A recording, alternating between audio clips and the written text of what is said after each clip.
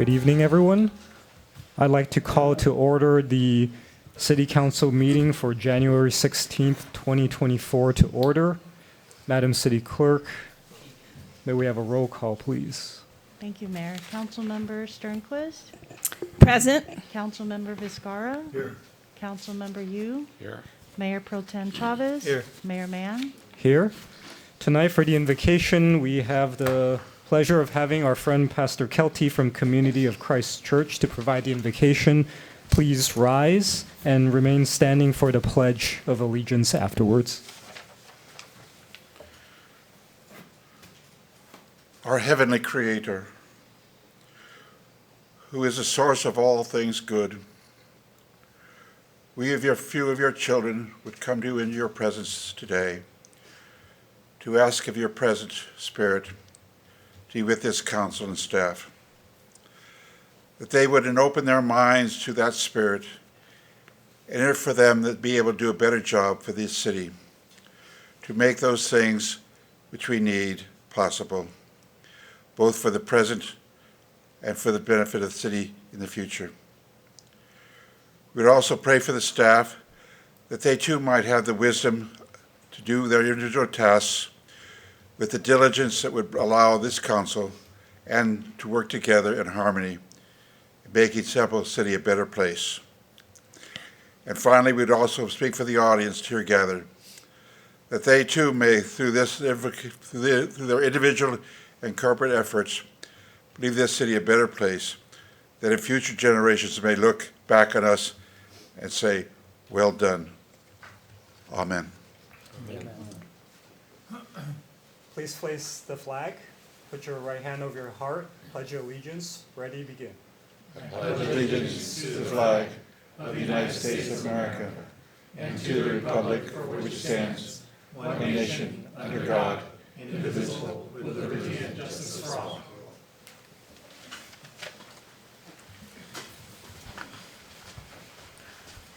All right, tonight we have a special presentation for our holiday decoration winners. And I'd like to call our Parks and Recreation Secretary, Jennifer Venters, to provide a brief introduction of our holiday decoration contest. And afterwards, we do have certificates that I would like for council to present to the winners who are present tonight. Hello. Good evening, Mayor Mann and mayors of the City Council. Tonight, we are recognizing the best and brightest holiday decorations in Temple City. Last month, our judging committee, made up of Parks and Recreation commissioners and City Council, canvassed the entire city, searching for standout homes and businesses over 2 nights. Of the many homes and businesses decorated, the following 20 winners shined for their festiveness, creativity, and holiday spirit. The winners received a holiday ornament and lawn sign in December, and tonight all are receiving City Council certificates. We'd like to recognize all 20 winners, and for those that are in attendance, they may come to the front to receive their certificate. First, we have 5136 Doreen Avenue. Next slide. 5610 Welland Avenue. 10709 Milo Ann Street. 10724 Live Oak Avenue. 5125 Ardenell Avenue. 5808 Kaufman Avenue. 6052 Golden West Avenue. 9716 Workman Avenue. 4852 Cloverleaf Avenue. 5734 Cloverleaf Avenue. 9405 Woodruff Avenue. Blackley Street. 5322 Encinita Avenue. 6229 Hart Avenue. 6436 Loma Avenue. 9015 Garibaldi Avenue. And that concludes the residential portion of the holiday decorating contest. Next, we will be moving to the winners of the business holiday decorating. That is 5818 Cloverly Avenue, Amita Society. 5947 Oak Avenue, Vanny's Flowers. 9628 Las Tunas Drive, Temple City Bicycle Shop. 9633 Las Tunas Drive, Quality Bookkeeping. And that would conclude the presentation.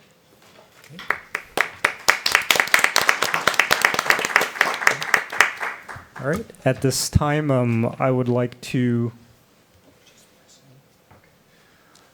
We do have one resident who is present tonight, and actually, I'll just read it from here. I'd like to invite Ms. Kathleen Chambers to the front, and also I'd like to ask our council to present the certificate together, and we'll get a photo with Ms. Chambers. Congratulations.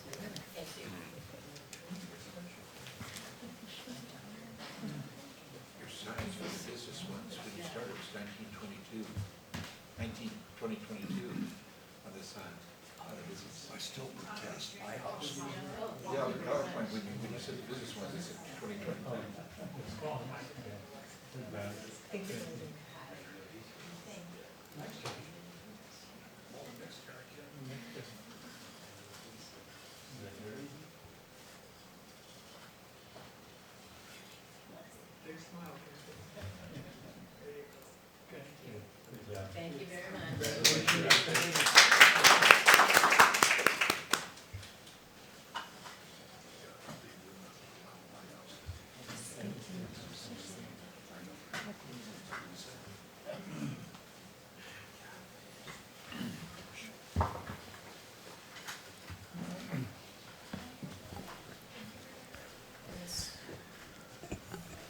And again, thank you to our Parks and Recreation Department and everyone who was a part of the judging.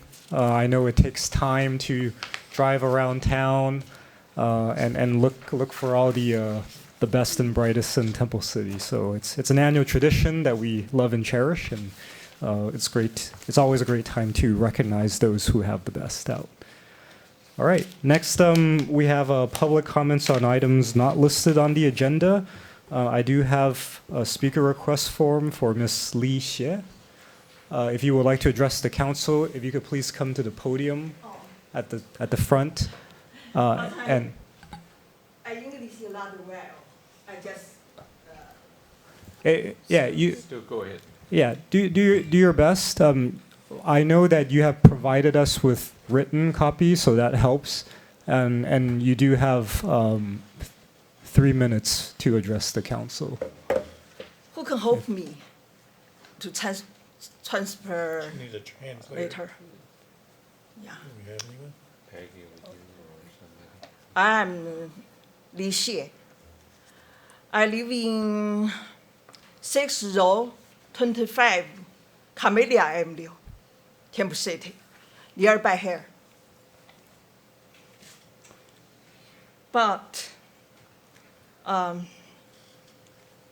somebody stoner several times. I gave you paper, you can say we got it. Yeah. paper. Yeah, please pay attention. It's too bad because I'm just older. I'm 72 years, and my husband passed away. No relative, no children, so just me, only me, very lonely. So somebody is stoner, several times. Recently, stoner box, big box, 3 big box. It's strange. This building has a camera. I report policemen several times. Please can check this camera. If check this camera, always understand. But nobody check. Why? Why?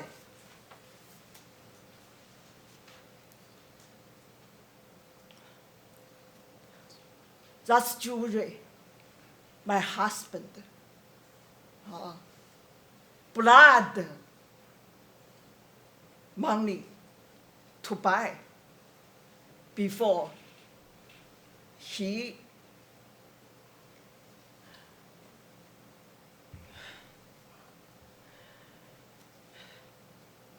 but now he's passed away. Just me. Somebody stolen. Always. Now I don't have anything. How can I do? I need hope. I have government. I have a police station, but nobody can help me.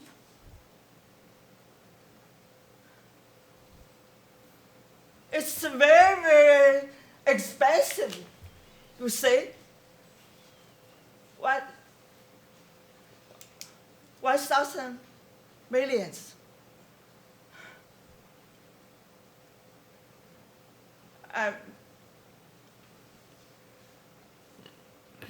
I'm very, very sad.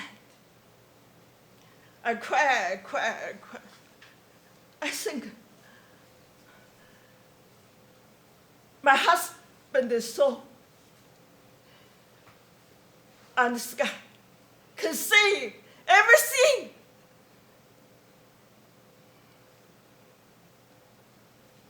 Can say these bad people, my neighbor, Chen,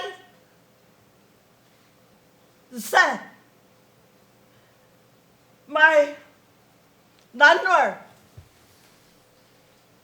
卢小温路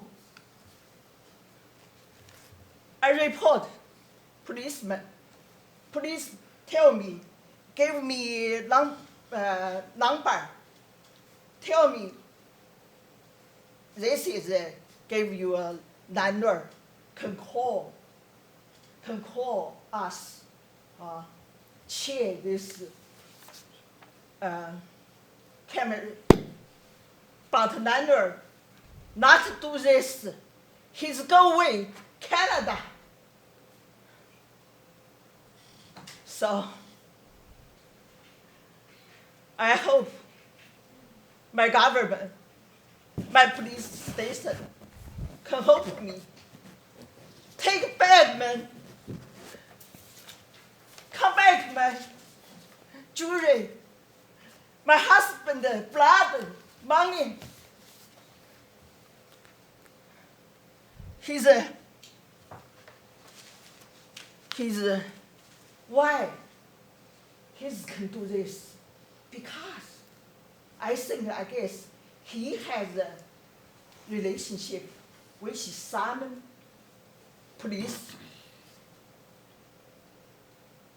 person. Miss Lee. I call several times. Nobody can check. Nobody cares me. Miss Lee, is the number you wrote for us on your comment card, is that where we can reach you? Can we call you on this phone number? This number, maybe no Balkan. I just change it. Okay, because I think we'll try our best to help you, but we need to be able to reach you. So maybe tomorrow I can. I just change it for so I have had bad memory. Okay. I don't know. This is the old number. okay. I have new. Maybe tomorrow I can change it. So I would like to ask our city manager to perhaps find the best way we can communicate Absolutely. with Miss Lee. And perhaps part of what we can do is find some way to translate what her feelings are. You speak Mandarin, 国语? Magic. Okay.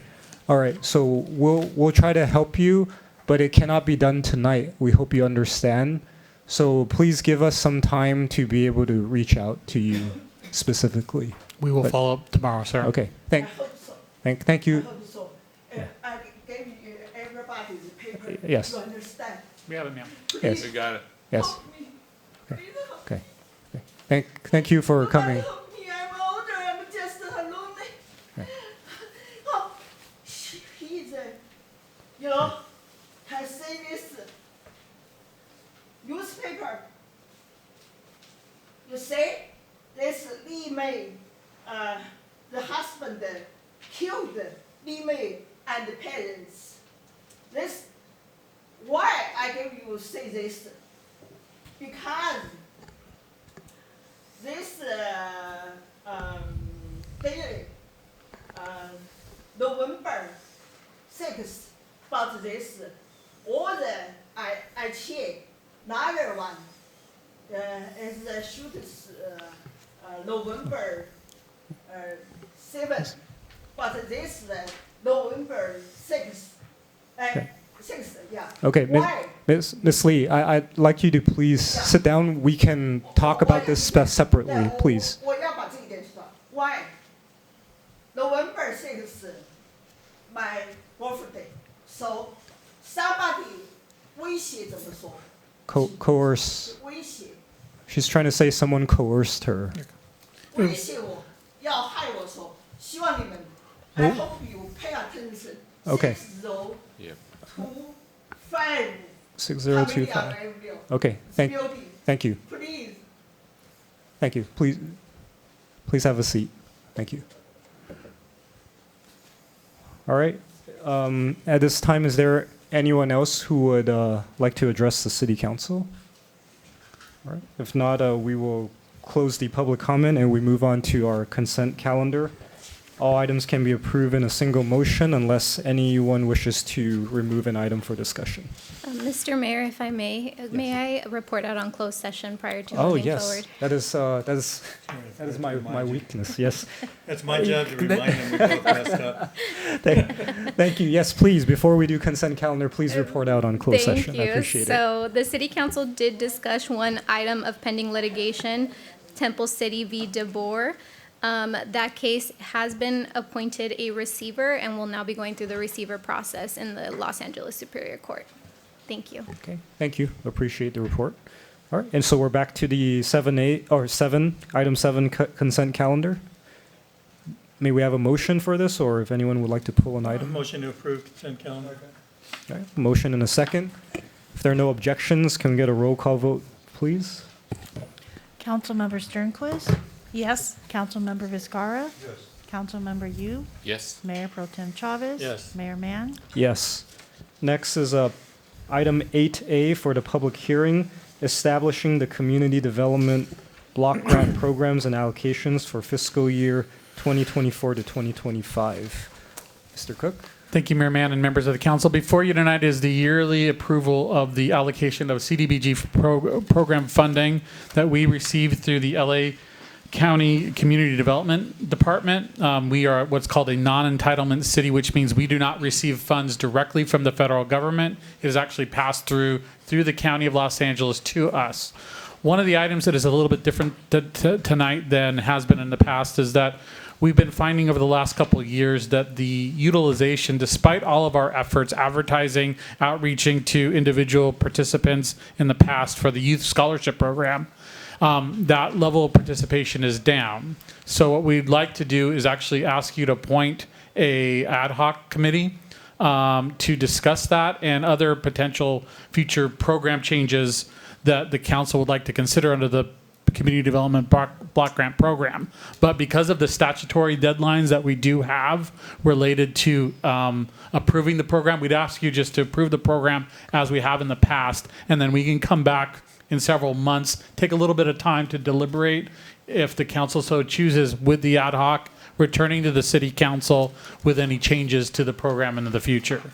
So with that, I'll turn it over to Mr. Gulick, who will just go through the typical brief overview of the program. Thank you. Good evening, Mayor, council members, members of the audience. I think we have a question before the presentation. Councilmember Yu. There's just one point in the staff report. In one of the recommendations, authorized city manager to amend the funding program for up to 50%. So does that mean that based on what you just said, we'll approve the program as is, And then we'll bring them ad hoc, and whatever the ad hoc recommends, if it's within the 50%, you actually don't have to come back to the city council, right? That would be within the established program adoption, so whatever's programmed tonight. If there is a change in the program, that would actually have to be a program amendment that we would actually have to go back to the county with, and then subsequently before that, coming back to the council. So we actually have to get county approval for that program amendment, if there's anything. So the 50% relates specifically to what you're approving tonight. The total amount? Allocations. Yeah, the allocation. Each yes. allocation. Each allocation as it's approved tonight. Okay, good. Did that answer your question, Councilmember Yu? Yeah. Thank you. Okay. So the estimated allocation for next fiscal year is $230,000. The final figures will not be ready for a couple months. That's why we've included the estimated numbers, and our current unallocated funds is $65,000. So there's a total estimated $295,000 that will be available for next year. The unallocated funds are loans that are paid back or funds that carry over from previous fiscal years. So that could change. One or more people that have participated in the past in the housing rehabilitation loan program could pay their loans back, and that could increase the budget, whether it's 50,000 or 75, depending on how much money that they took out. The existing programs that we currently have, the housing rehabilitation loan and grant program, the program, and it depends on the applicants on what kind of improvements they need, but it typically assists around 6 households per year. And we currently have 34 households on the waiting list. The asbestos and lead based paint testing and removal. The accomplishments depend on the type of improvements that are on type of the home improvements. So that program typically assists around 3 households per year, but again, it depends on whether there's significant improvements or rehabilitation work that's being done on the houses. The Youth Scholarship program, this is a public service program. I think it's been around since the 90s. It is limited to 15% of the annual allocation, so that's $230,000 is the estimated annual allocation. So $34,500 would be the limit on that. As Mr. Cook indicated, there's been some decrease in the utilization of the Youth Scholarship program. There's been some changes from the pre-pandemic usage as well as the post-pandemic usage. Last fiscal year, a little over $3,500 was expended, or scholarships were expended, and for this fiscal year, as of December, we have just under $3,000. Adam, Yes, what is the guideline that you use? it's. for- Oh, sorry. Go ahead. No, I'm just curious if maybe the amount to qualify, it needs to be looked at, since we're not utilizing it. It's based on household income. So whatever that family, whatever their household income is, it's usually a percentage. For the extremely low, I think we give up to 75% of whatever the recreation costs usually are. And then moderate income households, we do 50%. And the federal government sets the standards of what low and mod is, and then that's figured out at the county level. Correct. So we have no control over what constitutes an eligible household? That's correct. So our hands are basically tied in that. Yeah, we can't direction. change the income levels. That's set at the county level and the federal level. So you're recommending an ad hoc to do what? To look at How to that, advertise it better? I mean, that's, well, that's I mean, one what are we gonna do? That's one possible solution. Another solution would be to put the youth scholarship program funds into a different program. In So other words, we- take it away. Yeah, lower it or put a certain aside into a different So program. there's nothing we can do to make more youth eligible for this program? Is that? No, not really. There's nothing we can do there.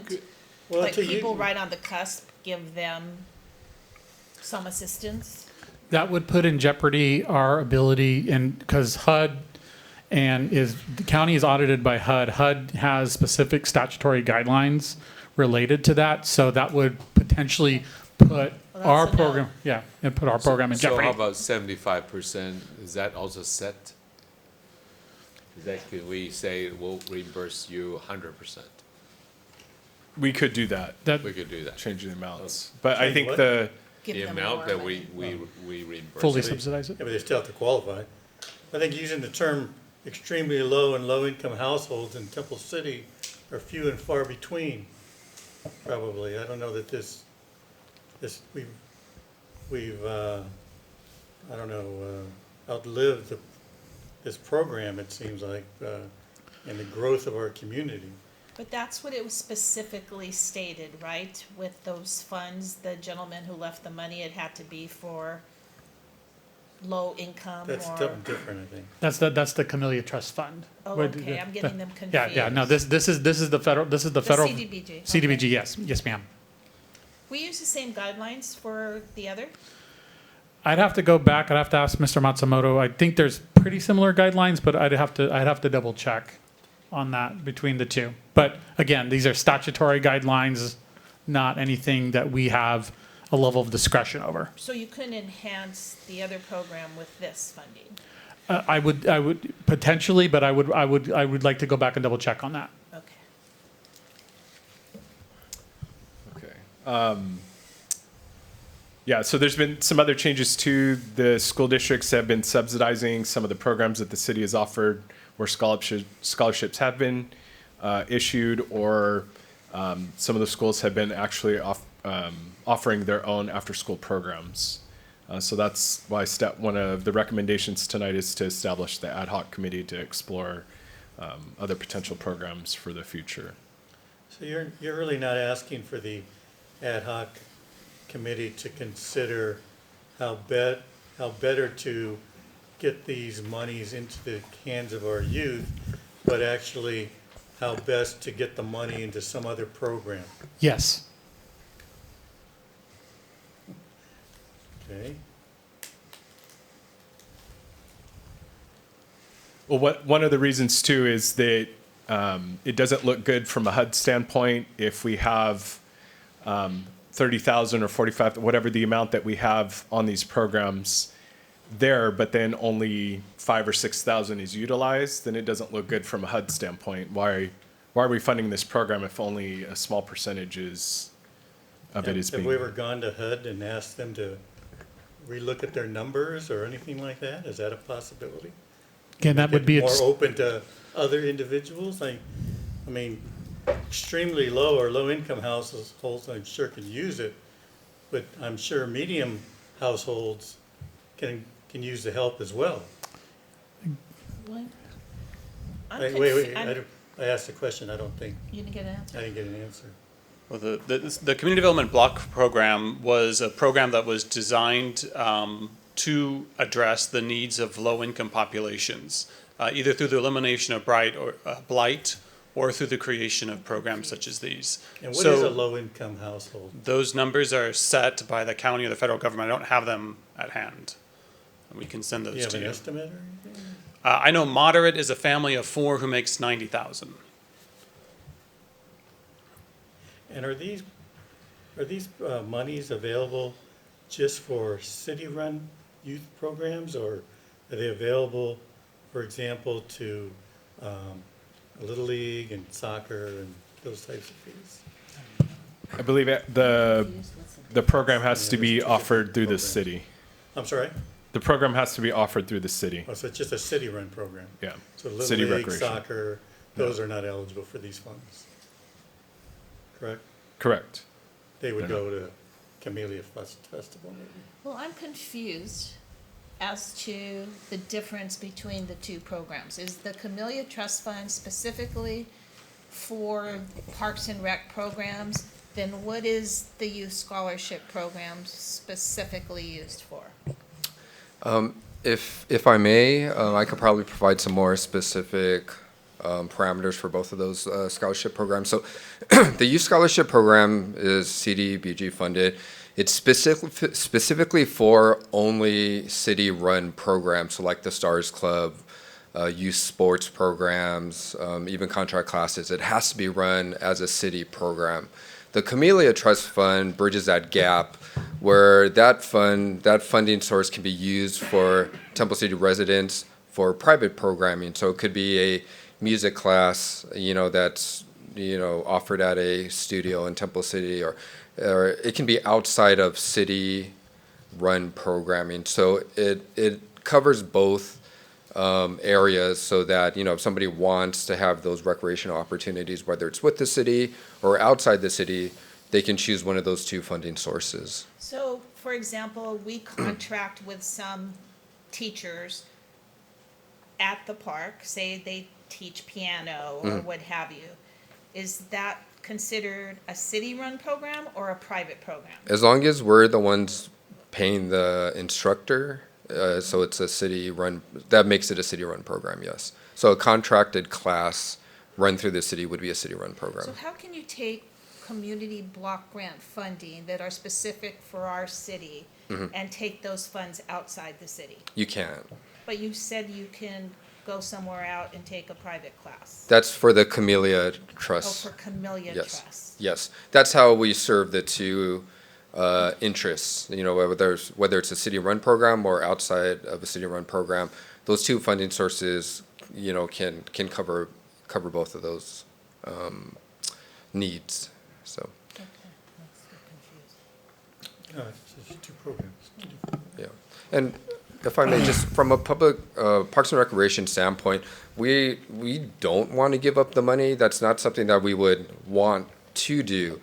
But just the use and the population changes doesn't really have a need for that $30,000 plus amount.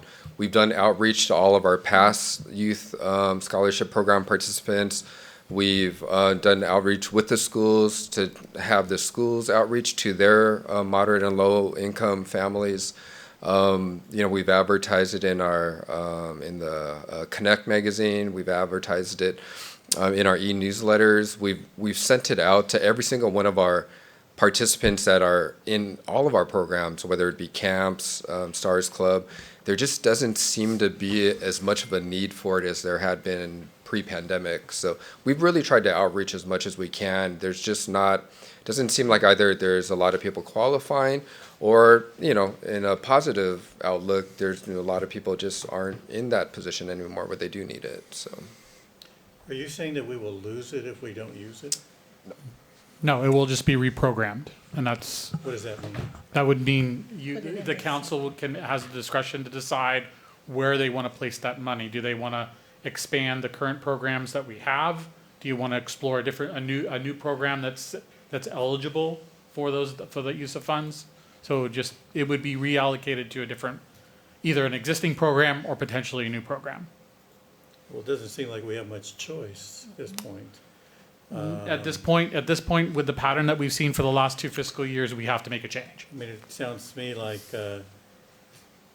we just don't have those extremely low and low-income households that are applying. And there's some positive news to that as well. Well, that's a good and a bad thing, I guess. Yeah. So the direction to give is whether or not to establish an ad hoc to review it? So again, because of the statutory guidelines, just to make sure everything moves forward, because that needs to get to LACDA by the end of the month.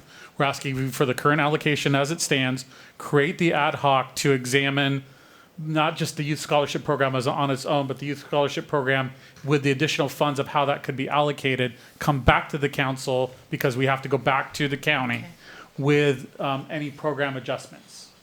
Thank you. Okay. Okay, so we just had up on our screen, I guess, LA County median income guidelines. What is that? So these are the income guidelines that we would use for our programs. So the median is the threshold. So anything below that, if a family of 4 makes less than 100,000, then they'll be eligible for the median. The low income and extremely low is a certain percentage of the median limit. We don't have a threshold. similar draft for that? No, well, this is the Constitutes- only one that I was able to quickly pull up. Oh, okay. Sorry. So That's- it's obviously something less than what we're seeing. Right. Want to pull up the next slide? Thank you.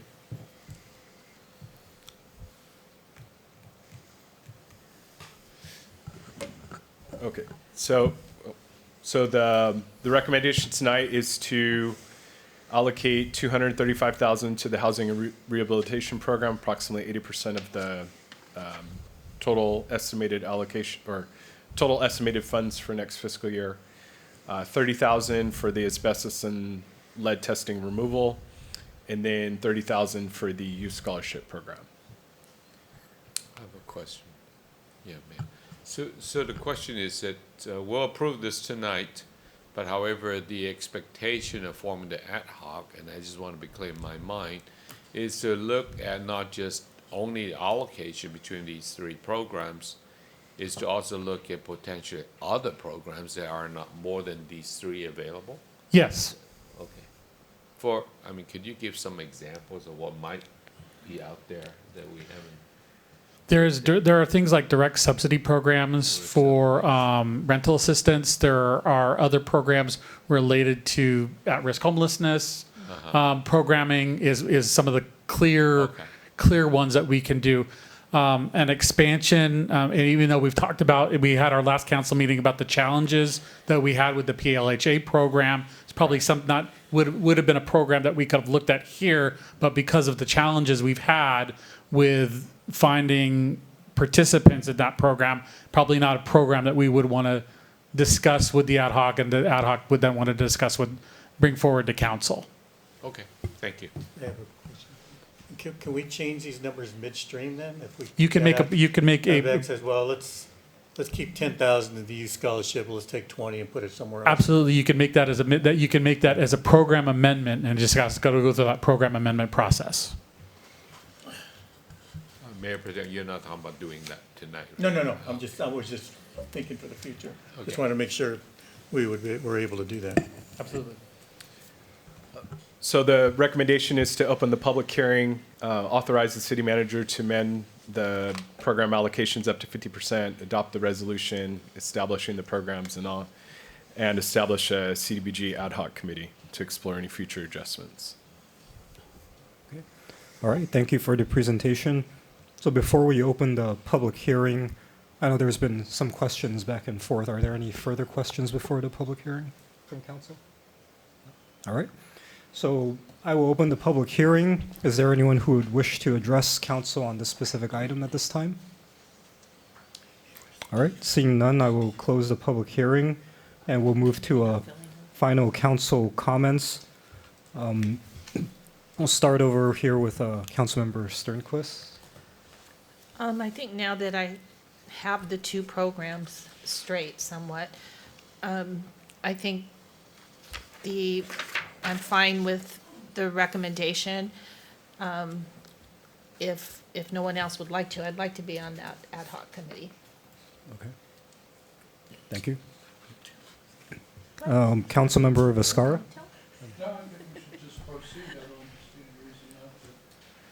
I like spending. Councilmember Yu?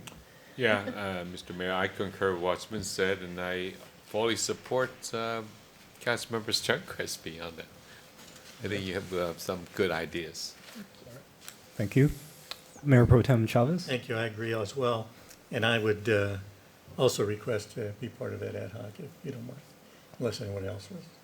Okay, well, looks like we have our ad hoc. We'll make that part of the, well, I guess, Madam City Clerk, is the formation of the ad hoc, that wouldn't be part of the motion, that would just be part of the mayor's direction to form the ad hoc, right? I think so. Right. It's in the recommendation, so. If we could include the names of the council members. As part of the motion? Thank you. Okay, well, if we haven't done it before like that, but we could. Okay, sounds good. All right, that's for me. I'm in concurrence of everything that's been said, and I think we should move forward and let the ad hoc work with staff to formulate all the details. So With that, may we have a motion for this item? Mr. Mayor, I move that we authorize city manager to amend CDBG fund the program allocation up to 50%. As necessary throughout the fiscal year, adopt resolution 245717, establishing the CDBG funded program allocations as recommended by staff. And then finally, establish a CDBG ad hoc committee consisting of Mayor Pro Tem Chavez and Council Member Sternquist to explore future adjustment of the CDBG program. Okay. We have a motion and a second. If there's no objections, may we have a roll call vote, please? Councilmember Sternquist? Yes? Councilmember Viscara? Yes. Councilmember Yu? Yes. Mayor Pro Tem Chavez? Yes. Mayor Mann? Yes. All right, next for unfinished business, we have none. New business item 10A, approval of proposed guidelines for the Las Tunas Drive Streetscape CAFÉ Furniture and Storefront Improvement Grant Program and metal entry signs. City Manager Cook? Thank you, Mayor Mann and members of the council. First, I'd like to thank the ad hoc standing committee of Councilmember Yu and Councilmember Viscara. They have spent countless hours with us over the last several months, and this, along with other things, is one of the products of that work. Along with Mr. Reimers, our community development director, David Goodell, who is I'll call him our urban designer, contract urban designer, and has helped the city throughout the years. Worked also with the ad hoc and staff in presenting this program. Just as a reminder that the council as a whole approved the appropriations related to this programming, including these elements of awnings, blade signs, the metal entry signs, and the street cafe furniture as the overall, a little more than $3 million in landscape and lighting district funding and a little bit of general fund funding for this program overall. So these are some of the implementation measures that we're bringing forward and those guidelines, which we will go over in the presentation tonight. But again, thank you to Councilmember Yu and Councilmember Viscara. They spent a lot of time with us as staff. So with that, Mayor, I'll turn it over to Mr. Reimers. Sounds good. Yes. Good evening, Mayor and council members. Yes, as the city manager mentioned, back in April, the city council created the ad hoc that we've been working with. And then following that in October, the city council approved the Las Tunas Drive Streetscape program. And that action included the budget. It included a direction to move forward on an awning, street cafe furniture, and blade sign grant program, and some metal entry signs. So that piece we'll be bringing to you tonight. And then following a month after you met and gave that direction, the ad hoc met again to go over these programs and give us direction, and then asked us to come and meet with you. The first, we'll take these piece by piece. The first piece is the Street Cafe Furniture Program. That program includes the city offering a grant to businesses to provide a umbrella, a table, and 2 chairs. The city would provide up to 2 sets for free. If somebody wanted to purchase additional sets, they could. They just have to pay the cost of those products. I'm sorry, is that what they're going to look like, or that's just a representation? Yes, yeah. That's the exact look? Well, we might change the chair a bit. We do want to order them and make sure that they're high quality, but that's what we're thinking. Yeah. And will they be plastic or metal? The table and the chairs. I think the chairs we ordered were plastic, and the umbrella is made of like a woven material. Like woven, it's not plastic. The umbrella. I mean the fabric. The fabric, yeah. Oh, and your table is plastic also? Yes.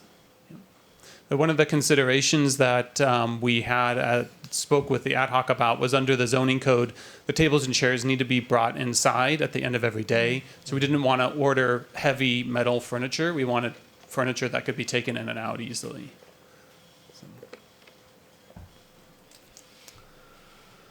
In order to qualify for the program, the owners need to continue to maintain the furniture and the sidewalk around it. They need to repair and dispose of any damaged or worn furniture over time. And then they need to comply with all the requirements of the zoning code, which is under the sidewalk dining permit. Those include that the cafe area needs to be in front of their business and not in front of their neighboring businesses. The walkway in front of the business needs to be at least 48 inches clear for pedestrian access. All the furniture does need to be movable, in which case we have provided that. The umbrellas need to be at least 60 pounds by zoning code. What we've put in the grant program is that in addition to them being 60 pounds, they also need to be sturdy enough to preclude them from tipping over due to accidental pushing or through the wind. Other features, such as if someone wanted to put out an outdoor heater or put out music or speakers, that would have to be reviewed at the time of the sidewalk dining application. Do we currently allow outdoor heaters and music outside? They would need to get both an encroachment permit and a sidewalk dining permit. We haven't had any requests for that at this point.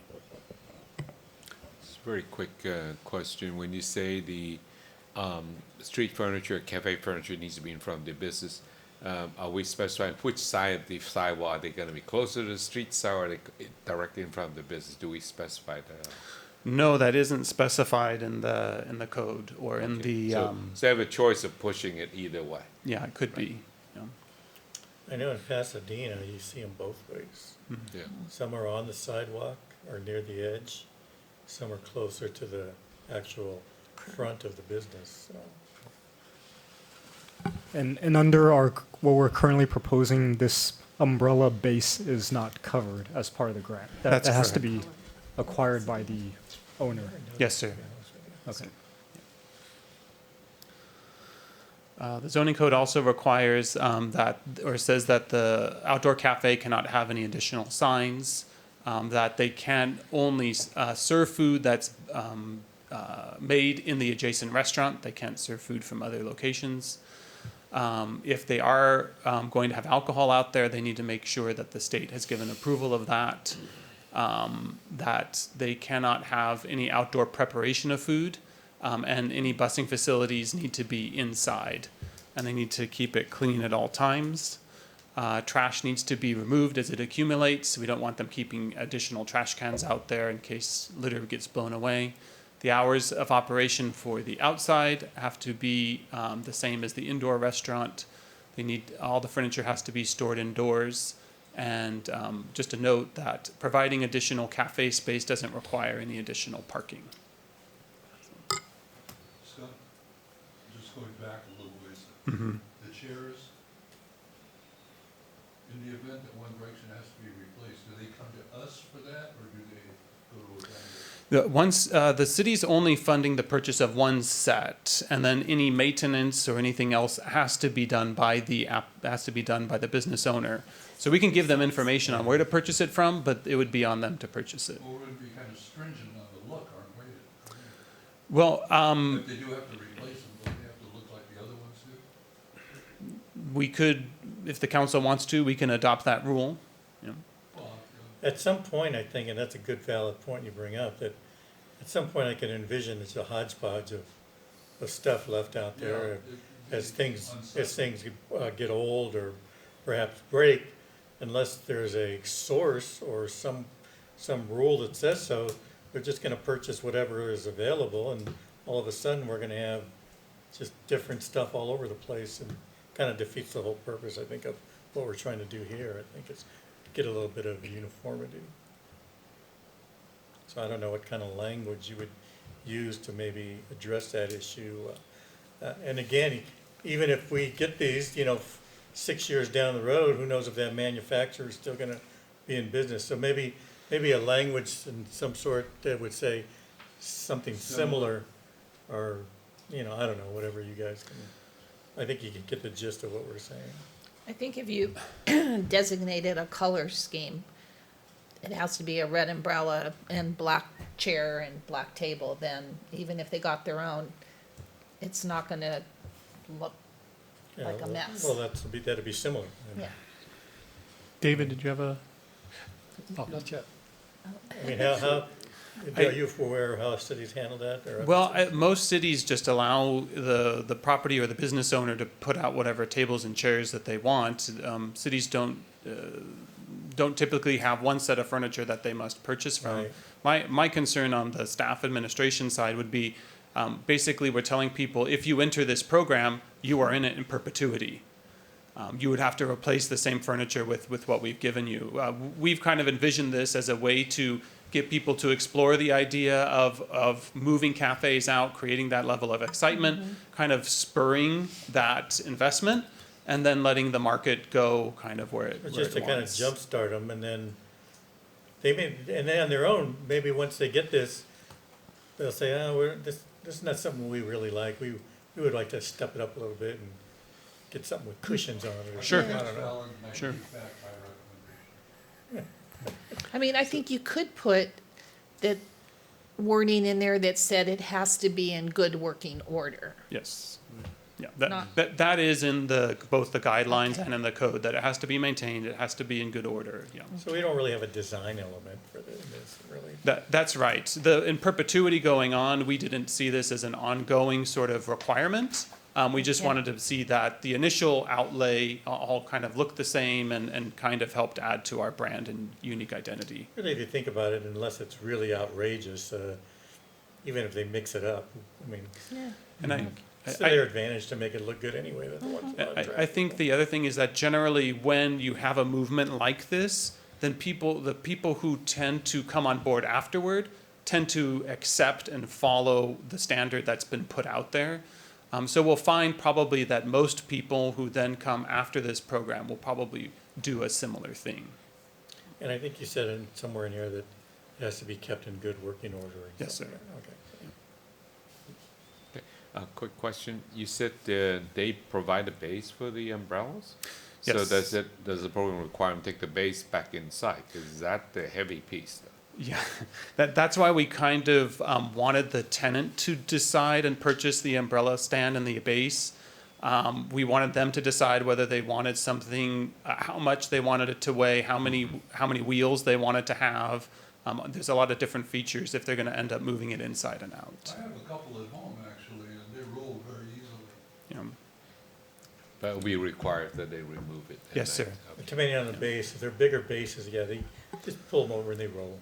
Yeah. Yeah, okay.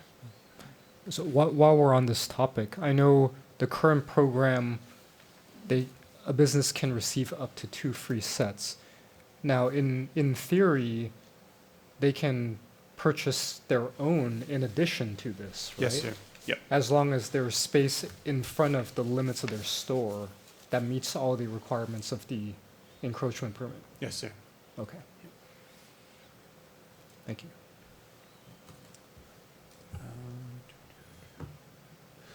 And then just some other notes about eligibility. The business obviously needs to serve food or drinks for on-site consumption. They need to be located on Las Tunas between Sultana and Baldwin, or they need to be on Temple City Boulevard between Woodruff and Workman. They need to have an active business license, no outstanding code enforcement violations. They need to get liability insurance, which is also a requirement of the encroachment permit anyway. They need to get the sidewalk dining permit, and this would not, liquor stores, bars would not be allowed to participate in the program. If a restaurant has a bar, then they would be considered a restaurant. They could apply for the Well, for option. example, the crab, I'm sorry, go ahead. One of the actions that we're recommending tonight is to waive the fees for the sidewalk dining permit and the encroachment permit. And actually, all the fees that, any fees associated with the items that we're bringing to you tonight. So the sign permit, the awning fees, all that stuff. You're a bar. You So- can have so- a restaurant that has a bar, but not a bar that serves food, right? Yes. How do you tell the difference? The zoning code actually is pretty clear about how a restaurant is defined. And once a bar is of a certain size, then the whole use is considered a bar. Okay. So that's the Cafe Furniture Grant Program.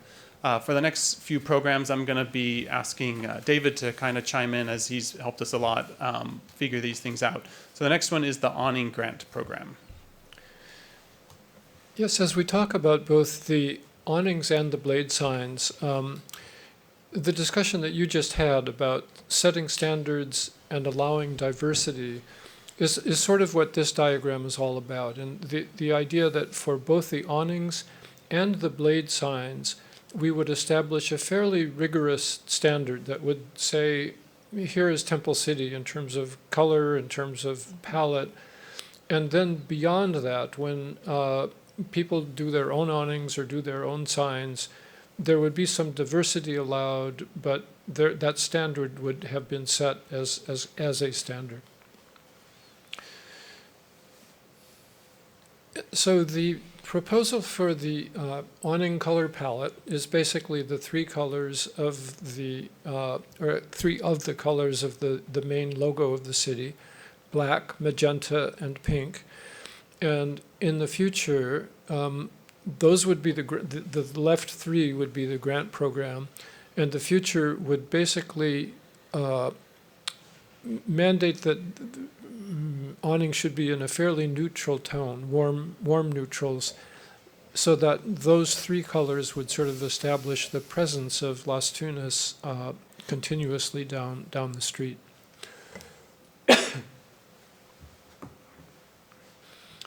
And these two images are actually examples of combining the awning type, which is a straight sort of slanted awning, not too steep, not too shallow, and the blade signs, which in this case are falling below the awnings. And we'll get to the blade signs in a moment.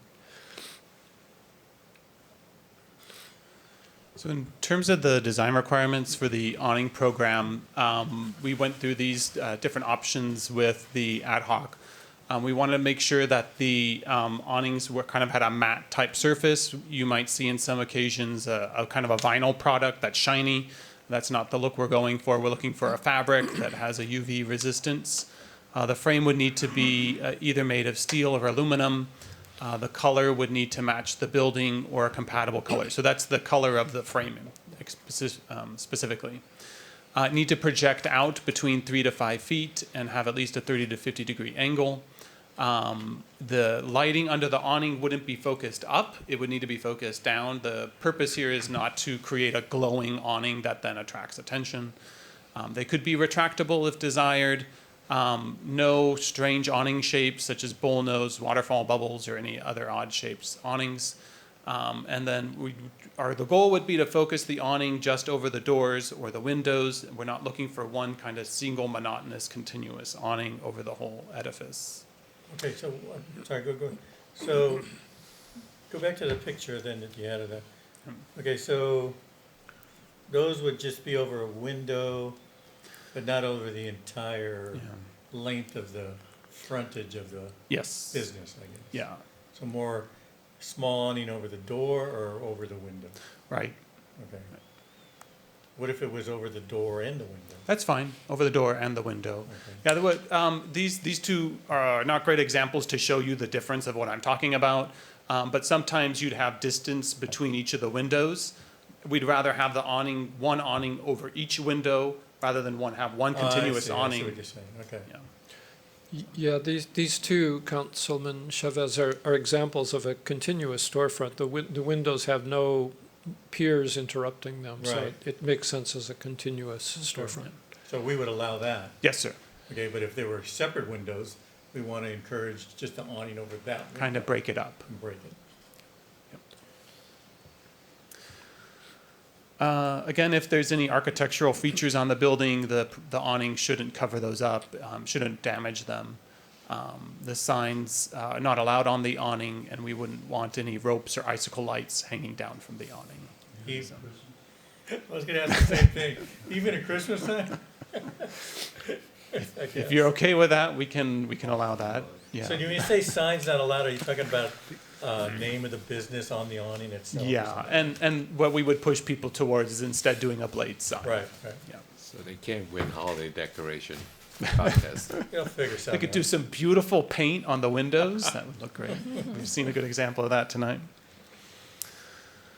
And then just a note here that the program would provide up to $9,100 per business. That would provide up to 31 businesses an awning. The goal here is for the city to go and select the vendor, and that we would do that through a public bidding process. And then once we've selected the vendor, then we would put them in contact with the applicants directly. That way we know we're getting kind of a consistent product and a high quality product. The funds can only be used for the purchase and installation of the awnings, and then the applicants would be responsible for any ongoing maintenance. If there's any pre-installation work that's required, they would need to pay for that. You know, I had a question that came up when I was looking at the report on these awnings. You know, those trees that we have on Las Tunas drop some pretty nasty little black balls that stain the sidewalk. How is that gonna affect these awnings, though? I'm wondering. Yeah. And is there something that the awning can be treated with, perhaps, to deflect some of that? Yeah, part of the awnings that do have the UV resistance coating, they also help repel the dirt. And we've seen that we will go maybe once a year or every other year, go and kind of go down Las Tunas and ask the businesses to wash their awnings. It makes a big difference. I think the 99-cent store, we got a concern from someone about the awnings there. And after they were washed, it does make a So they bring in like those power washers? Yes, sir. All right. I have a question about. Maybe you could do that in your retirement. A question about the up to 9,100 per business. Now, I'm not really sure how much it costs to install these. Is it possible that someone could have a cost for awning for their business that exceeds that amount? It's possible. I think when we looked at this project, we looked at about 30 linear feet of awnings. Some of our storefronts are about 25, some of them are 50. So we thought that was a reasonable estimate. Yeah. Okay. So they might end up having to chip in a little bit more to get to if they have a really complicated awning or if they have a really long facade. And then in the staff report, it mentions the option at the owner's discretion of doing retractable awnings. Yeah. So I presume those are more expensive. Yes, sir. Okay. Thank you. And for this program, similar to the Street Cafe program and the Bladeside program, is limited in terms of geography to the same area, Las Tunas between Sultana and Baldwin, and Temple City between Woodruff and Workman. Again, they need to have licenses, no code enforcement violations, they need to have insurance. There's a requirement that they can't already have awnings as of January 1st. The idea there is that this program is really meant to help improve the look of facades in kind of a cheap, quick way. So we don't want to be the ones who's just helping people replace their canvas on their awning. This is really to kind of improve, put in new awnings. And then cannot be a liquor store, gun shop, bar, massage establishment, and they need to use our city contractor for the process. So if they've ever had an awning before January 2024, they're ineligible? Right, so like HSBC Bank at the corner of Las Tunas and Temple City Boulevard, the northeast corner, they already have black awnings there. We don't want to give them free money just to put new canvas on their awnings. What if they had an awning 10 years ago, took it down and haven't had one for 10 years? That would be fine. They would be okay? Yeah. Okay. We just don't want somebody come along and take the money to replace what they already have. Yes, sir. All right. Yeah. Scott, what's just north of where you're talking about? It looks like there's a new pink something going on a silver blades in the front of the building. What building is that? That's a facade improvement for a new medical kind of office use. I mean, it very much catches your attention. Yeah. And did we ask them to use that color scheme? Because it's pink. No, I didn't. I wasn't aware that it was pink, actually. It's bright pink in the center, and then all those blades are gray. It's really attractive. Where is it? Just north of HSBC, where it was. On Temple City Boulevard, Temple City Boulevard. on the east side of the street, just north of the city parking lot. It's right in the pellet. That's pretty nice. I have one question about the eligibility. Mm-hmm. So I know we're focusing this on Las Tunas. So if there was a shop that was a corner lot on Las Tunas and they had windows or anything that kind of goes on the side that's not on Las Tunas, so use any street, like let's just take Primrose as an example. Are we saying that the grant program would only pay for awnings that are facing Las Tunas. So if they had like a storefront and windows running, say, along the adjacent street, it wouldn't cover that portion? I believe so. I think it's only focused on, it needs to be on Las Tunas Would it make, or Temple City Boulevard. I mean, I'm just leaving this as an open question, but would it make more sense to include that? I know it doesn't apply to a lot of stores, but it'll be kind of awkward for some store to have this awning and it just kind of ends at the corner of the store. Yeah, that would be Piano one store or example. whatever, yeah. I think it makes sense. So in that case, then, Well, no, the piano store would apply because that's Temple City and Yeah. plus Like I meant for put it on both. like Primrose, Cloverly, Oak, Yeah. etc. Any of those locations. So then would it be okay, then we could update the guidelines to say the primary awning should first be located on Las Tunas, and then if there's any additional funds, those should be placed on the side street? Just so that we make sure that the improvements are being done to Temple City first and then the side street? Yeah, I think Does that that work? Okay. I don't have a problem with that. suggestion. Okay. The initial cost probably wouldn't cover all that. They'd probably have to Right. add on the rest. Maybe. And we don't want to, in other words, we don't want to make it mandatory that they put it on that side street. Yeah. They may want to just use, with the funds available, put it on Las Tunas and then not do the side street, but we would allow them to do it. Yeah. Okay, I think the worst is if we don't allow them if they wanted Yeah, to like do kinda it. funky Yeah. sometimes. It just kind of it'll just abruptly end somewhere at the intersection. You're going, what happened? Very good. The next program is the Blade Sign program.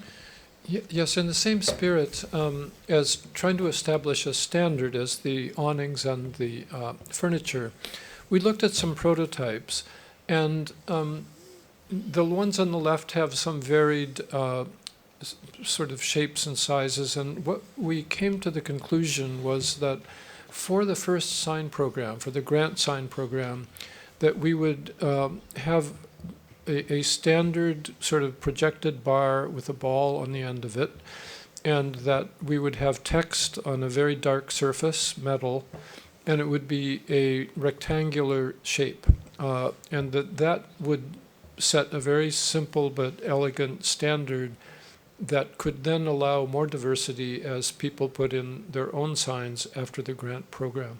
So the ones on the right-hand side are sort of indicative of what the sign program would allow for the grants. Do they get to select their type of print it is as well? Yes. Okay. So they can tick, I forget that, what's the name of that, when they have different The typeface or italics or whatever, different. Typeface. Yeah, typeface, okay. So they can select that their own.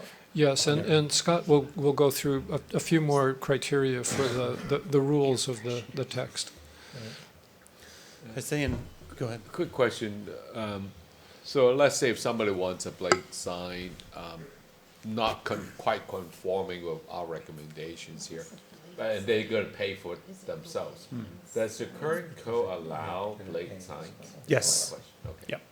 So they can, as long as they meet that requirement, they can pay for all they want. Yes, sir.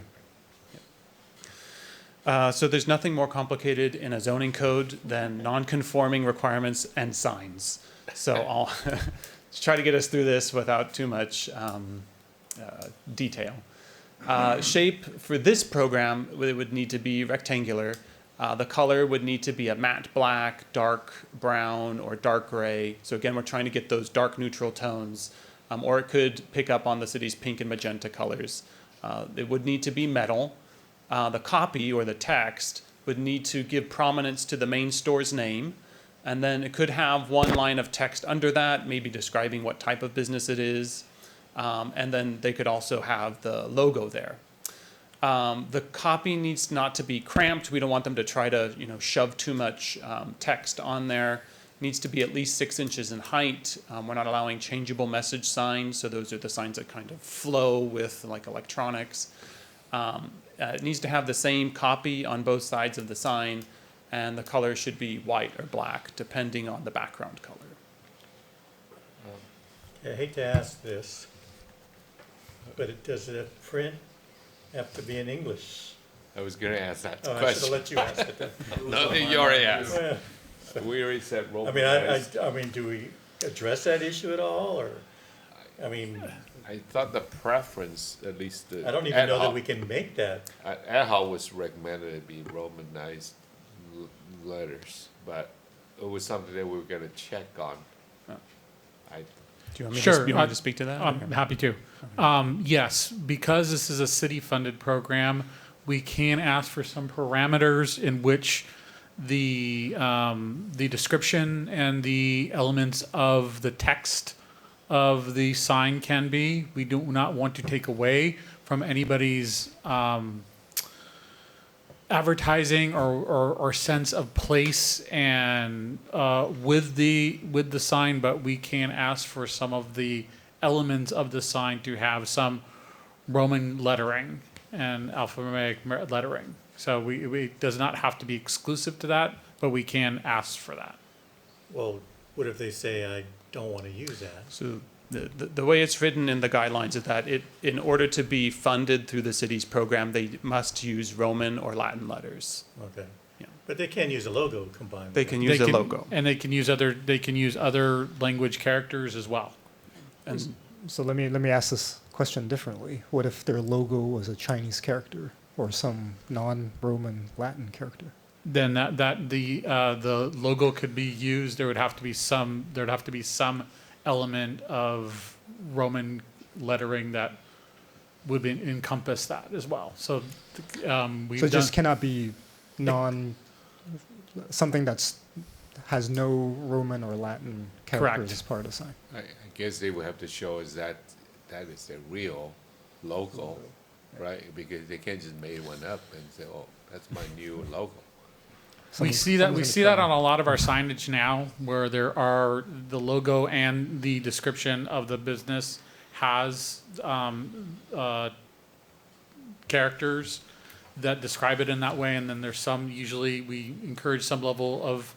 Again, we do not want to get into the First Amendment free speech issues here, but we do try to encourage some of that. But in this case, we have a little bit more latitude with it being city funded. And so this would play out, they would come in and fill out an application for this blade sign, and then who would review the copy or the text that's going on that sign? so the contractor that we choose will be putting together a package for the staff to review. The planning staff will review it against the guidelines that are adopted. Okay. And you may say yes, no, maybe, or Yep. make some recommendations. Yeah. Before the final. Okay. Clearance, there's a code requirement that it has to be at least 7 feet above the sidewalk. We would prefer 8 feet, just because we don't want middle school kids to go around knocking the signs. They can jump higher than that. But I did notice there's already stuff that's less than 8 feet out there, so things are still managing with our. Now, you know, a hoop is 10 feet, so. Yeah. They're allowed 1 sign per building, or tenant for multi-tenant sites. The maximum size per code is 6 feet. They can't exceed more than 4 feet out from the facade. There has to be at least 4 inches between the sign and the facade. It cannot be internally illuminated, so if they want to do some external illumination, that would be fine. But the city's program's not paying for the exterior illumination, so that's something they would need to do on their own. So they could mount a light, let's say, on the building that will shine on the. Typically what's done is there's electricity brought to the bar, and then the bar has lights that then shine down onto the I sign. see. Yeah. So if they have a multi-tenant building, each tenant could have their own sign? Yeah, So theoretically, you could have 4 or 5 signs out in front of that same building. Yes, exactly. Yeah. So if you think about where Mathnasium is, there's Mathnasium, they could have a sign, and then the appliance store, 2 doors down could have a sign. Yeah. Where? Mathnasium, it's at the corner, I think, of Alessandro and Las Tunas, the northwest corner. And then just a note that the signs should not be mounted in a way to destroy any architectural features. So the blade sign for the multi-tenant situation, if the store is not on, like the entrance is not on Las Tunas, would they be allowed to have a blade sign displaying that store on Las Tunas, indicating that they're in the back? Or is it reserved? I think the storefront has to be on Las Tunas. So like, so for instance, blade sign. the shopping center on Alessandro and Las Tunas, the northwest corner where Mathnasium is, some of those businesses are way back. They're not visible from Las Tunas. They wouldn't be eligible for the program. Okay. Do we have any businesses, like getting back to Mayor's earlier comments about the kind of wraparound for the awning? Do we have any businesses perhaps that have, frontage on Las Tunas, but then the front door is around the corner and they may want that sign on that nearer to the front door area? And would we, under these guidelines, we probably would not allow that. Yeah, under the zoning code, they're only allowed one blade sign per location. So they'd have to decide where they would want to put that blade sign so that it's most Could they put the functional. blade sign on the side street? Under the zoning code, they could. Okay, but under this, Under this program, I'm just trying to 'cause imagine I thought the I saw something situation. that you said that the blade sign like a eligibility 40 is the same as the awning. Yeah. As far as it has to be on the main street. And I'm thinking, since we already changed it regarding the awning, shouldn't we allow a similar type of We can- situation for the blade sign? Well, It's probably gonna be very few and Yeah. far between. Yeah, I agree. But- You know, to your point, I thought I read somewhere you said blade signs for corner lots would extend at a 45-degree angle. That's a Oh, okay, zoning so code you would have one requirement. on the corner Yeah. then. But that would apply to the current grant program? Yeah, as the well? grant program Well, and I'd the be okay with code. that then. Sorry, as I said, the sign code's complicated. Yeah, no, So, no. yeah. Let me come back to that maybe as you take public comment. This program allows up to $6,500 per business. The city again would select the contractor to help streamline the process for the applicants. So one blade sign would cost $6,500? Well, that includes some contingency. We're not sure how much. It also it's going to depend on the material, but that's the budget that we had set with the program. If they end up costing less, we can come back to the council and decide if you want to expand the program further. Yeah, we get to keep the, whatever's not spent. So again, yeah, the design and the installation's done by the city's contractor. It's funds only the design, purchase, and installation of just one blade sign, and then the applicants need to pay any additional costs that they might have, pre-installation work. For instance, if they wanted to bring electricity out, they would need to bring electricity out to the facade, and then any ongoing maintenance and repair. Doesn't Monrovia have these blade signs on their, what's that, Myrtle? I think it On is? Myrtle, and I think David found some examples in Pasadena as well that we looked Yeah, I think I've at. seen them in Pasadena. They're not as common in Pasadena. I think in Old Town, some of them may have, not all of them do. Question, Mr. Remus, so bringing power to the sign, is that included, or is that No. totally on the owner? They need to bring the electricity out, yeah. Wait, to what time? So, To illuminate the sign. if they wanted to do exterior illumination of that blade sign, the business owner would need to bring the electrical out and pay for that component themselves. Yeah. It's such a wild card for us to try to figure out in terms of the expense of the grant and how much would be required. So in that case, we thought it was just best to say that we're going to produce just the sign. If you want to do anything fancy, that's kind of on you. That's on you, yeah, that makes sense. And then again, the eligibility requirements very similar to so I think it's the same as the awning program. The one thing that I did want to highlight is that there is a requirement in the sign code that if somebody has a non-conforming sign and they're putting up a new sign, the old sign that needs to come down. Everything else, I think, is the same. And then the owner can, or the tenants can have both the awning and the blade sign. Yes, sir. They're not exclusive of each other. That's right. Yep. And then the last part of the presentation tonight is focused on these metal entry signs. And this is a one-off design problem, if you will, and what we have are two options and two sub-options from those two options. And we began by looking at some prototypes. And The one that I think struck us quite favorably is the Pasadena entry sign in the middle, which is near the what is now the Langham Huntington.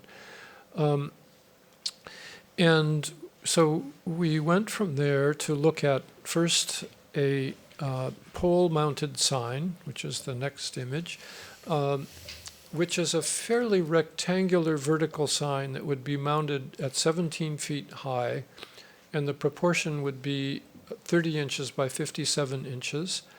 And it would be the logo. On the left, we have Welcome Downtown, and on the right, we have Welcome to the Core. And I think Scott may want to speak to that for a moment. We wanted to take a little bit of time as staff and consider what to put on the sign. We've called it the downtown as kind of as a placeholder for a long time. I don't know if anyone's really considered whether that's the appropriate term in this place and whether we wanted to explore some other alternative actions. So as staff, we put together and started just make a list of what are some other things you could call a district, such as this. We talked about uptown, midtown, this obviously downtown. Some cities have old towns, or there's the idea of a village or village center. From a technical standpoint, these are called central business districts. You might call it a town center. But one of the things that kind of kept coming across as we were playing with different terms was the idea of a center. And that, interestingly, Las Tunas is the center of the city, both figuratively and literally. Las Tunas runs east to west. It's pretty much bisects the city north to south. But it also, when you think of Temple City, you think of Las Tunas as the center of who we are. So thinking about using that term center, we kind of explored that a little bit further and thought about what is the center. The center really is the heart or the spine of a community, and in a sense, it is the core. And when we started to use that term core, it started to play to, yeah, that really kind of made sense functionally and literally and figuratively about what Las Tunas it is. It is the core of our history. It's the core of who we are. We thought about one benefit of using a term like that is that it would help distinguish this section of the community from other cities. We wouldn't have a downtown or a old town like some of the surrounding cities, but this would help create kind of a unique sense of place in this area. The options, yeah. Sorry, where would the core start? Let's say you're on Roseville and Las Tunas and you're traveling east. Mm-hmm. Where would you have the sign? So what we had talked about was to put the metal directional signage at Loma Avenue. That's where you start to see the additional improvements. That's where you see the pots, where you see the ficus trees grow larger. It's where buildings start coming to the property line rather than being set back. And then it would extend all the way east to the edge of the city over at Baldwin or Roland. We were thinking, though, of putting the entry sign, Welcome to the Core, in front of City Hall, thinking that, again, that's where the aesthetics of the community change. Temple City Hall moves up to the property line rather than the other buildings along the eastern section of Temple City, which are pushed back. Again, the ficus trees start to get larger.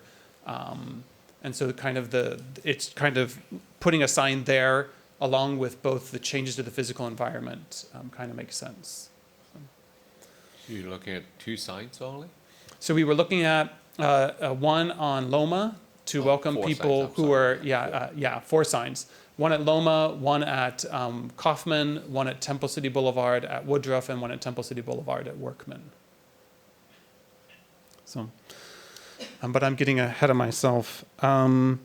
Are you asking us tonight to decide what these signs are going to read, or this is just something to consider? Well, what we'd like from you tonight is some feedback on whether you like this kind of format that's more similar to our logo, or the next format, which is much more vertical. If you could give us direction on option 1 or 2, that would be helpful.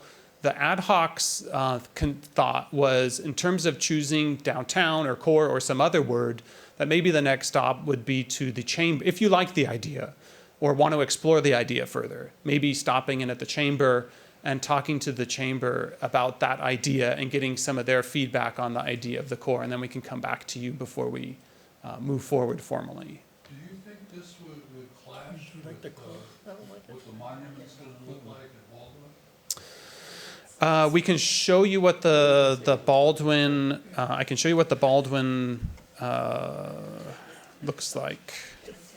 Oh, don't tell me I uploaded the wrong version. Let me come back to that. Sorry, I did have it originally. So that's option 1, and then this was option 2, David? Yeah, this is actually a larger area of signage, even though it may look narrow. I think, in my opinion, this one has a bit more power. It's less conventional in its form. It's very long and would be, I think, a bit more attention-getting than the other sign. But that's an opinion. So will these signs be a flat piece of metal with the paint on them? Oh. Or will they be similar to what we saw earlier with the Pasadena sign where it was actually like a cutout? What we're currently looking at is a metal that would then be inlaid with an acrylic, a colored acrylic, that you would basically see the light through. But there's not going to be any air through it. No, and the reason for that, I think, given the logo, we did experiment with that a bit, and the issue is that you'd see too much air, if you will. Yeah. And would this be illuminated at night? We haven't kind of gotten that far yet, but Oh, okay. I think potentially, certainly it could be. What was the question? Would there be light shining on this at night? Because I can't imagine you would see this. Unless it's reflective and now with a lot of the signs we have in our city, when your headlights shine on it, it's pretty bright. But I can see your point. It'd be nice to see it at night too. Yeah, I mean, assuming you're a pedestrian, not a driver. Right. Yeah. Otherwise, you only see it if a car drives by. Given I guess their it's pretty location on the street, I think that there's maybe an interchange between what the budget is for these signs and getting electrical to them, but that's. What about, you see a lot of these signs now where they have a solar thing right above it. Like a lot of these stop signs have a solar thing that's attached to the top of the sign. It may take away from the look, but I would imagine you could rig something up that might not look so bad. I don't know. Yeah, I think it takes. I mean, away from unless the it, sign, I don't know how expensive it is to run electricity there. But. So we're only talking about 4 of them? Yes, sir. I want to go back to your question, the Mayor Pro Tem's question of they're made of metal, and then you talk about acrylic, and then you start talking about cutouts. They're not cut out. I thought that they were just flattened out. Yes, no, I'm sorry, we were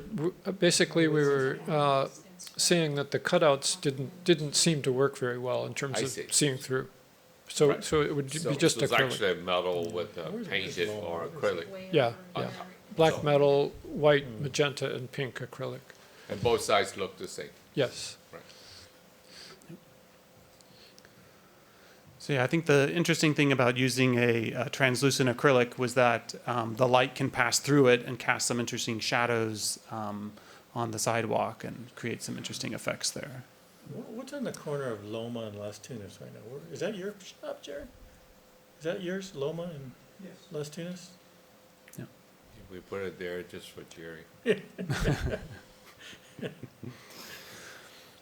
So yeah, again, I think you saw this slide. I don't think I need to go over it again unless there were any questions. Say that again? So this was the location of the metal entry signs that are being proposed, again, at Kaufman, Loma, Workman, and Woodruff. I'm just saying, why so close to City Hall? It seems like we're starting way on the west side of Temple City, but then when we go to the east side, we're cutting it off at the City Hall. We're not extending it to like, I don't know, a little further down.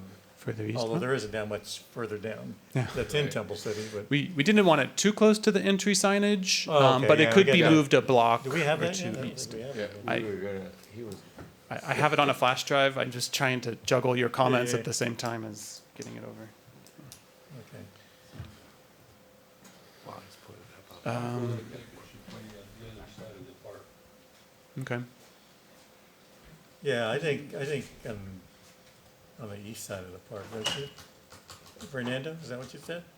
On the east side of the park, You mean on Golden West? on Golden West rather than on Kaufman. And Golden West is a great street to do it.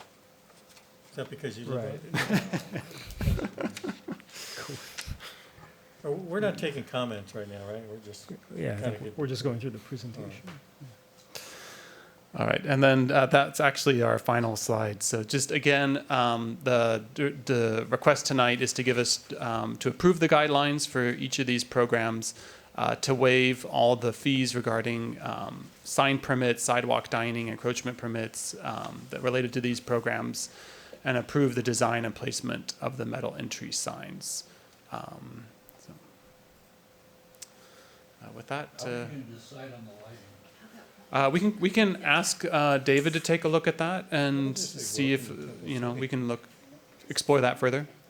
I have no feeling for it at all. Yeah, David can explore the idea of lighting the signs either externally or internally. No, I don't. All right, before we open the public hearing, any further council questions at this time? Okay. All right, we'll open the public hearing. Would anyone like to address the council on this item at this time? Jerry? Can I make a comment from here? If you speak loud enough so they can hear you. Is there any possibility of way signs to point to important items or places of interest in Temple City, such as Live Oak Park, City Hall, Temple City Park, any other options like that, since we're doing signage? Arcadia's done a wonderful job of that, and I'm just wondering if we could pattern Temple City after that. We're a much smaller area, but I think it'd be good to have some way signs. Okay. All right. Thank you, Jerry. He, just for anyone who couldn't hear, he made a comment for the city to look at way signs pointing at any significant places of interest. So thank you, Mr. Did Jambezi. the ad hoc discuss those at all? Not one side. No, way signs. Wayfind, no. Is there anyone else who would like to comment on this item? All right, seeing none, I will close the public comment. And for council comments, I'll start with the ad hoc since you've done so much work on it. But Councilmember Viscara, any final thoughts? Well, I think I've made my thoughts as we've gone along. I don't have anything additional to add to it. I think one of the things staff had asked for is regarding the messaging written on the sign. Do you have any? You mean the core thing? Yeah, core downtown, or Or the size, we're talking about I'm which really ones? torn. you're talking. Yeah, and there's The two long kind. ones or There's the two short kind of ones? signs. Yeah. I like the long ones. I don't know why, if I had to make a choice, I'd say the downtown. Okay. Sorry, Scott. That's fine. Do you have a opinion as to option 1 or 2, the longer sign, or I think I like the longer side. this one? Yeah. Okay. All right. Thank you. Councilmember Yu? Mr. Mayor, I concur with everything that Councilmember Viscar said. Same with the choices of the wedding downtown as well as the vertical, the option 2 as well. Option 2. Right. Okay. I appreciate, just want to say, appreciate what was done, Mr. Reamer, and our architect, designer, urban designer, Mr. Goodale. I think it's great work that I think it's a great opportunity to really bring life to our downtown without a lot of construction work. All right. Thank you. Councilmember Sternquist? Oh, I'm sorry. Yeah. And I can't comment on the lighting because I don't have a feeling for it, what it would look like with or without, as compared to without it. So Okay. I'll just throw that out there. And I think earlier you asked if that could be looked at in detail, right? To see what that would look like if we were to do lighting. Okay. All right. Back to Councilmember Sternquist. I love option 2. I don't like welcome to the core as far as wording goes. It kind of reminds me of science fiction type. I don't know. It just doesn't seem to go with the flower.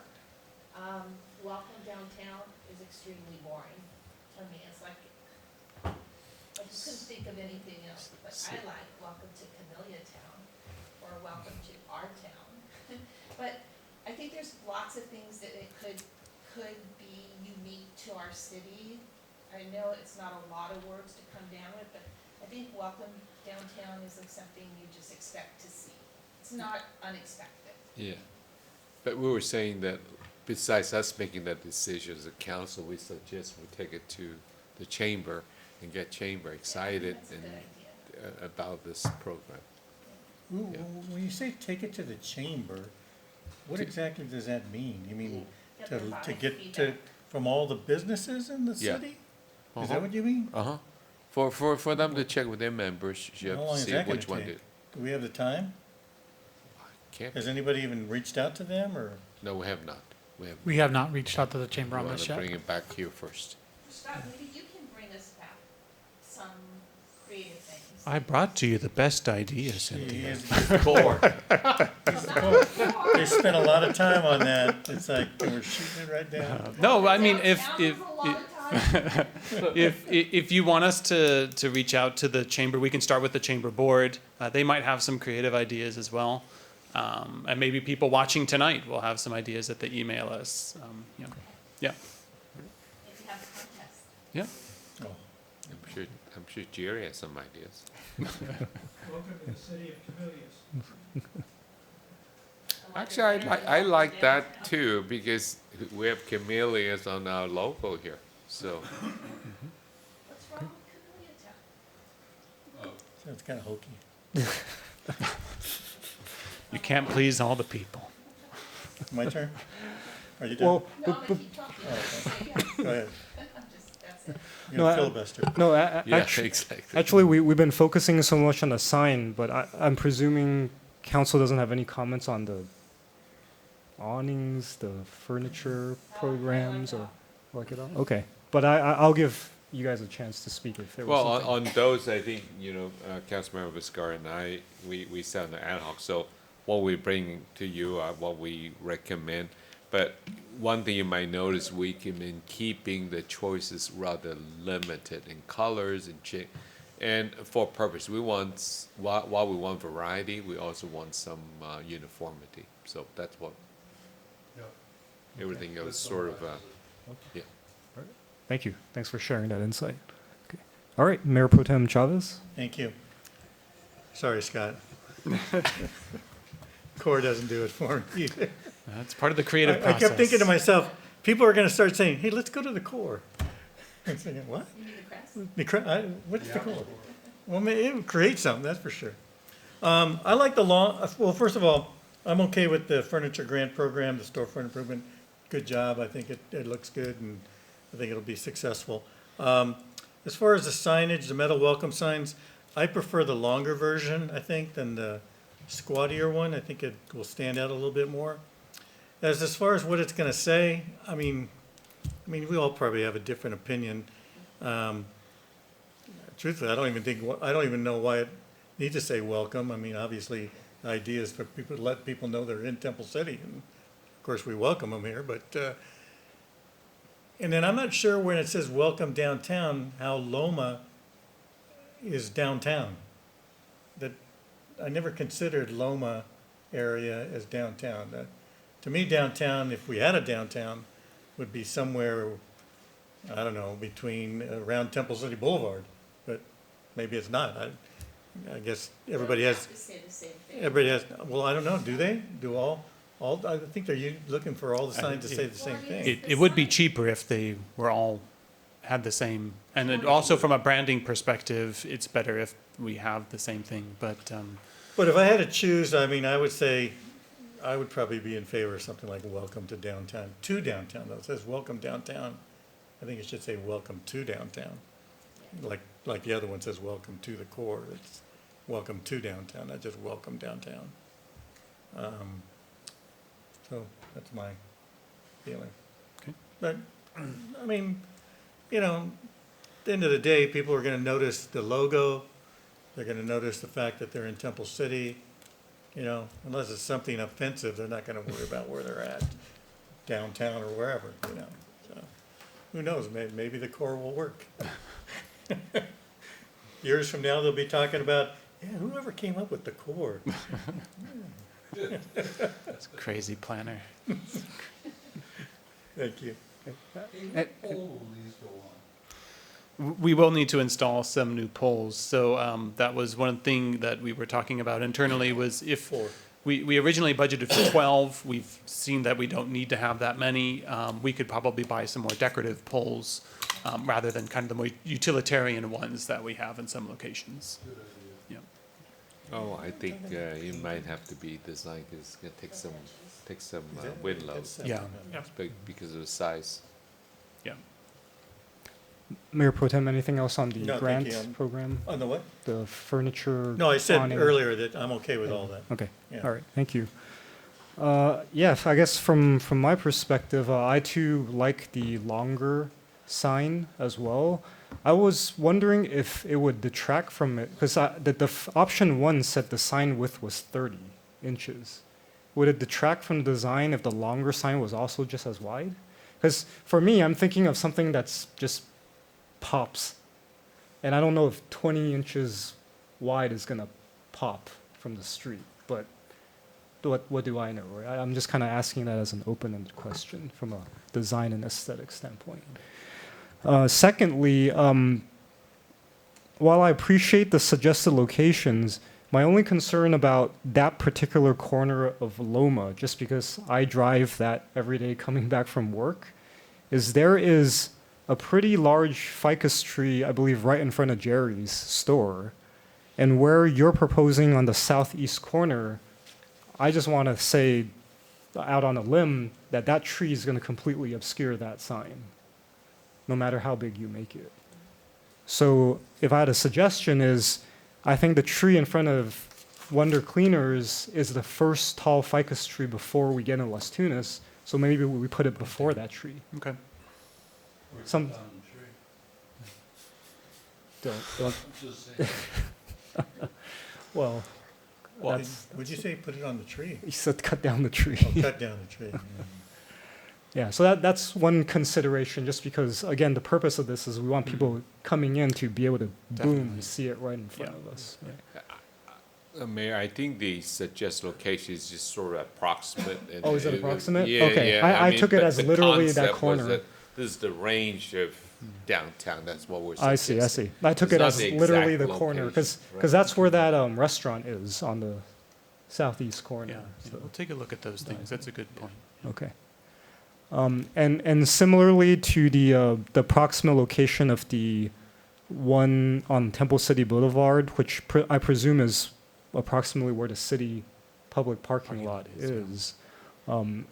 I can't recall if there's any obstruction. I just remember there's a big crosswalk sign that's there, but perhaps this is large enough where that really has no impact at all. So We'll do some site assessments. okay.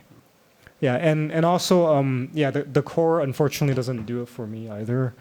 It reminds me of this, there's actually a movie called The Core, but it's pretty terrible, so no one remembers it. It's got some baggage. And it is science fiction Core. too, Councilmember Sternquist's standpoint. Core. So, Who's that actress? yeah, so sorry. That when I saw that, I thought of that movie. Yeah, Yeah, anyway. check it out. Core, huh? Yeah, I think it was in like the early 2000s or something. Yeah. And let's see. I had one last question. Was is there a duration for the grant programs? Is that something we've? Yeah, we thought haven't really about? thought about that. We just assumed the money would go and people would all participate. But I Well- think because it's coming from ARPA funds, we may need, or Lighting and Landscaping District. With the lighting and landscaping funds, we're not bound by time frame. So I think it would be see how the program is running the first 6 months or so. Obviously, report back to council on the progress, and then see at some point where we would want to sunset. But you're not bound with the funding sources that you're using. You are not bound by those kind of constraints. So it'll just be something that as this is implemented, staff will report back on the It's progress success of the implementation. and it's and the level of activity. Okay, thank you. And then I had just one last comment was regarding the cafe furniture program, and I know I had asked Scott this question prior to the meeting, but and I know this might not apply to a lot of stores, but my question for staff before the meeting was, would we allow the furniture to be placed on any stores that has a recessed entrance away from the sidewalk? So they would have, so that would mean that, can they put that furniture on essentially private property that's adjacent to the sidewalk? I know that doesn't apply to a lot of stores, but it does exist. It does exist. And the reason I ask that is because we have the 48-inch clearance for the sidewalk that we're requiring. So if there was a scenario where a store said, well, I have this private space that I would love to do outdoor dining, but if I only was allowed to put it on the public sidewalk, I wouldn't meet that 48 inches. That's something that my opinion is, I think we should allow or entertain that with certain conditions that, you know, I would defer to, say, Mr. Reimers to implement that. That's reasonable.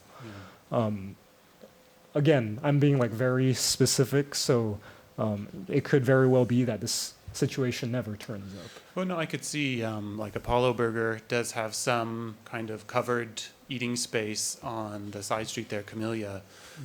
They might want to use this program rather than purchasing new tables and chairs, rather just use this instead.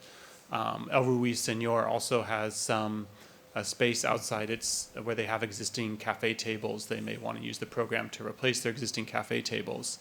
If that's something the council wants to add to the program, there's nothing that I think precludes us from doing that. Or if you want to design it instead to say, if there's no space in the public right of way, then you can put it on site. We could do that as well, whatever the direction of the council is. That would be my suggestion for council consideration, just so, because the goal is we're trying to encourage and, like you said earlier, jumpstart this program. So why make it restrictive when there's certain circumstances that actually make sense for them to use it? So, and then my last comment, also related to that, is we as a council have already made a motion to do a lot of replacements of the public streetscape along Las Tunas, such as the benches, the trash receptacles, and the planters.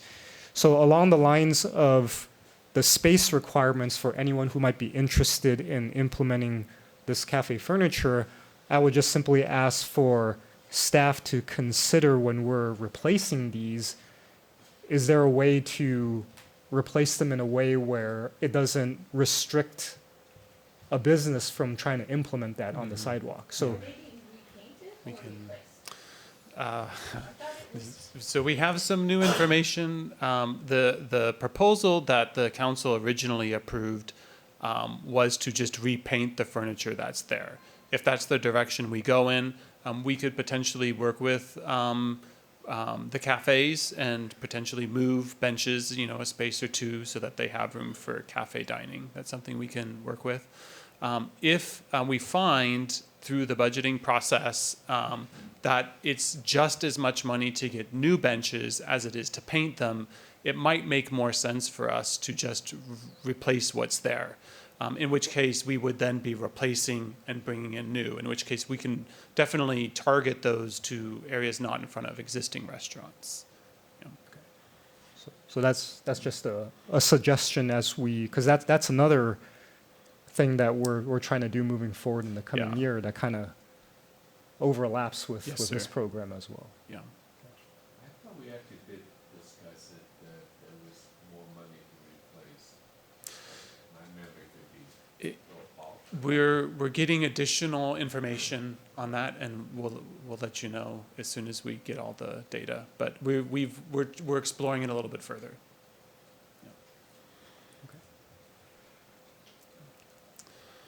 All right. And I think that's all my comments. I do want to reiterate. I know Mr. Jambazian brought up a point about wayfinding. I know as a council we've talked about that in loosely in terms. Like I remember there was talk about replacing some of the signage that pointed towards our public parking. Right. I know we have a couple, and we've done that for at least the new lot, the one on Workman and Temple City Boulevard. So I think there is a place and time for that, and so perhaps that's something we can explore as a possibility. Maybe not, we don't need to include that as part of the current motion or discussion, since Las Tunas is really kind of it's a fluid thing as you mentioned, as we're getting more information. All right. With that, may we have a motion for this? I had one more thing. You have one more? Question. Okay. Go ahead, Mayor Pro Tem? The Core 2003 Hillary Swank starred in it. She's a great actress. Come on. Who could ever forget that movie? Oh, you looked it up? Okay. Sorry about that. Yeah. Go ahead. All right, Councilmember one Yu. question. I know this is kind of new to us in some sense. And before we make the motion approving the guideline, I was just wondering, should we approve, when we say approve guidelines, I would like to be able to give City Manager, Mr. Reavers, some flexibility in adjusting some of these things as you finalize. Should we just, so when we say approve, does that still give them some adjustments? You know, you might, as you finalize them, you may say, well, you know, this may be better tweak this way. Based on some of the comments you heard tonight, so. You okay with that? What does council? That's fine. Yeah, part of this is, taking into what I have written down is that we did want, some discussion or just a determination for primary awnings to be on like Las Tunas. So those were like actual, suggestions that we could place in the motion. But if the preference is to just, taking into consideration and allowing the city manager and the director to move forward based on the comments here today, that's fine too. So when we say approve, that means that they will be allowed to make some tweaks and refinements.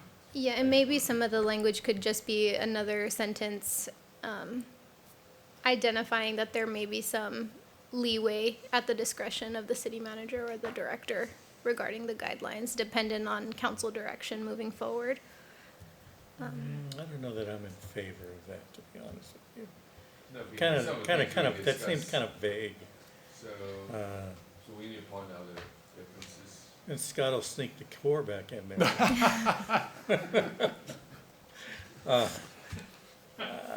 Well, tweaks in what regard, though? What do you mean? Well, like some of the things, I don't know if it's, because we all said different things, and, like that, on the secondary street side, Yeah, but we've already decided those things. We don't need to give them the discretion. The sign near Jerry's I think this lends itself for other things to pop up as you go through thinking. Yeah, that's what you wanted, yeah. They shouldn't have to come back to us. Well, maybe related to. And then, like, I actually do agree with the mayor's suggestion that maybe on the longer sign, maybe it should be wider, because I was imagining a 20-inch sign in the middle of Las Tunas may not be that visible, so maybe it should be 30-inch wide, but yet if it needs, for your effect, it's just to get a little longer, to keep the proportion, but 30-inch might be a better, 30-inch not quite wide as that door, But then that could be a lot more expensive too, though. yeah. So I just thought that those kind of tweaks that we might need as Ms. Reamer and Ms. Cook implement. If I could make a suggestion, just to approve the guidelines in consideration of the council's discussion tonight. And I would say any major deviations from the council's discussion and other field issues that we may find, that we would come back to council if there's major deviations from that. And then, but take into consideration the major tenets of the guidelines that were and what was approved tonight and with the council's direction. You would have to come back anyway, right? Once you find a contractor, Absolutely. you have to come back with council to approve So it. some of the major you can, components that we're talking about tonight will be coming back with for example, the metal entry signs and things like that. So some of those tweaks we can talk about. And what I can do is I can report back to the council as where you've given me discretion before. I don't do it unilaterally. I keep you guys informed about those changes going forward. I would do the same here. Okay. Okay. I'm fine with that suggestion. I don't know if council is okay with what the city manager has suggested. Are you gonna add that to the motion then, or what? I would. Who's? Did you Well, get all that, Peggy? we haven't made the motion yet, so All right. yeah. I'm not making it. Yeah, I and to understand it. yeah, and to I was hoping the mayor pro tem would do to our city manager's point, I think as part of your report and update from the city manager, since this is a fluid item, at least in my current capacity as mayor, I would keep asking you to provide that update at every meeting as long as there's something to talk about. I think that's very fair, and that keeps you guys informed about where, if there's any major tweaks that have been made, for example, positioning of a pole or anything else, we can keep you informed. Yeah. So Mayor Pro Tem will know if the core gets snuck back in. There you go. Yeah, it does, yeah. Looking at recommendation number 2, I did not include building permits. I just have signs, sidewalk, and encroachments if we want to add building permits to the list. Building permits. Okay.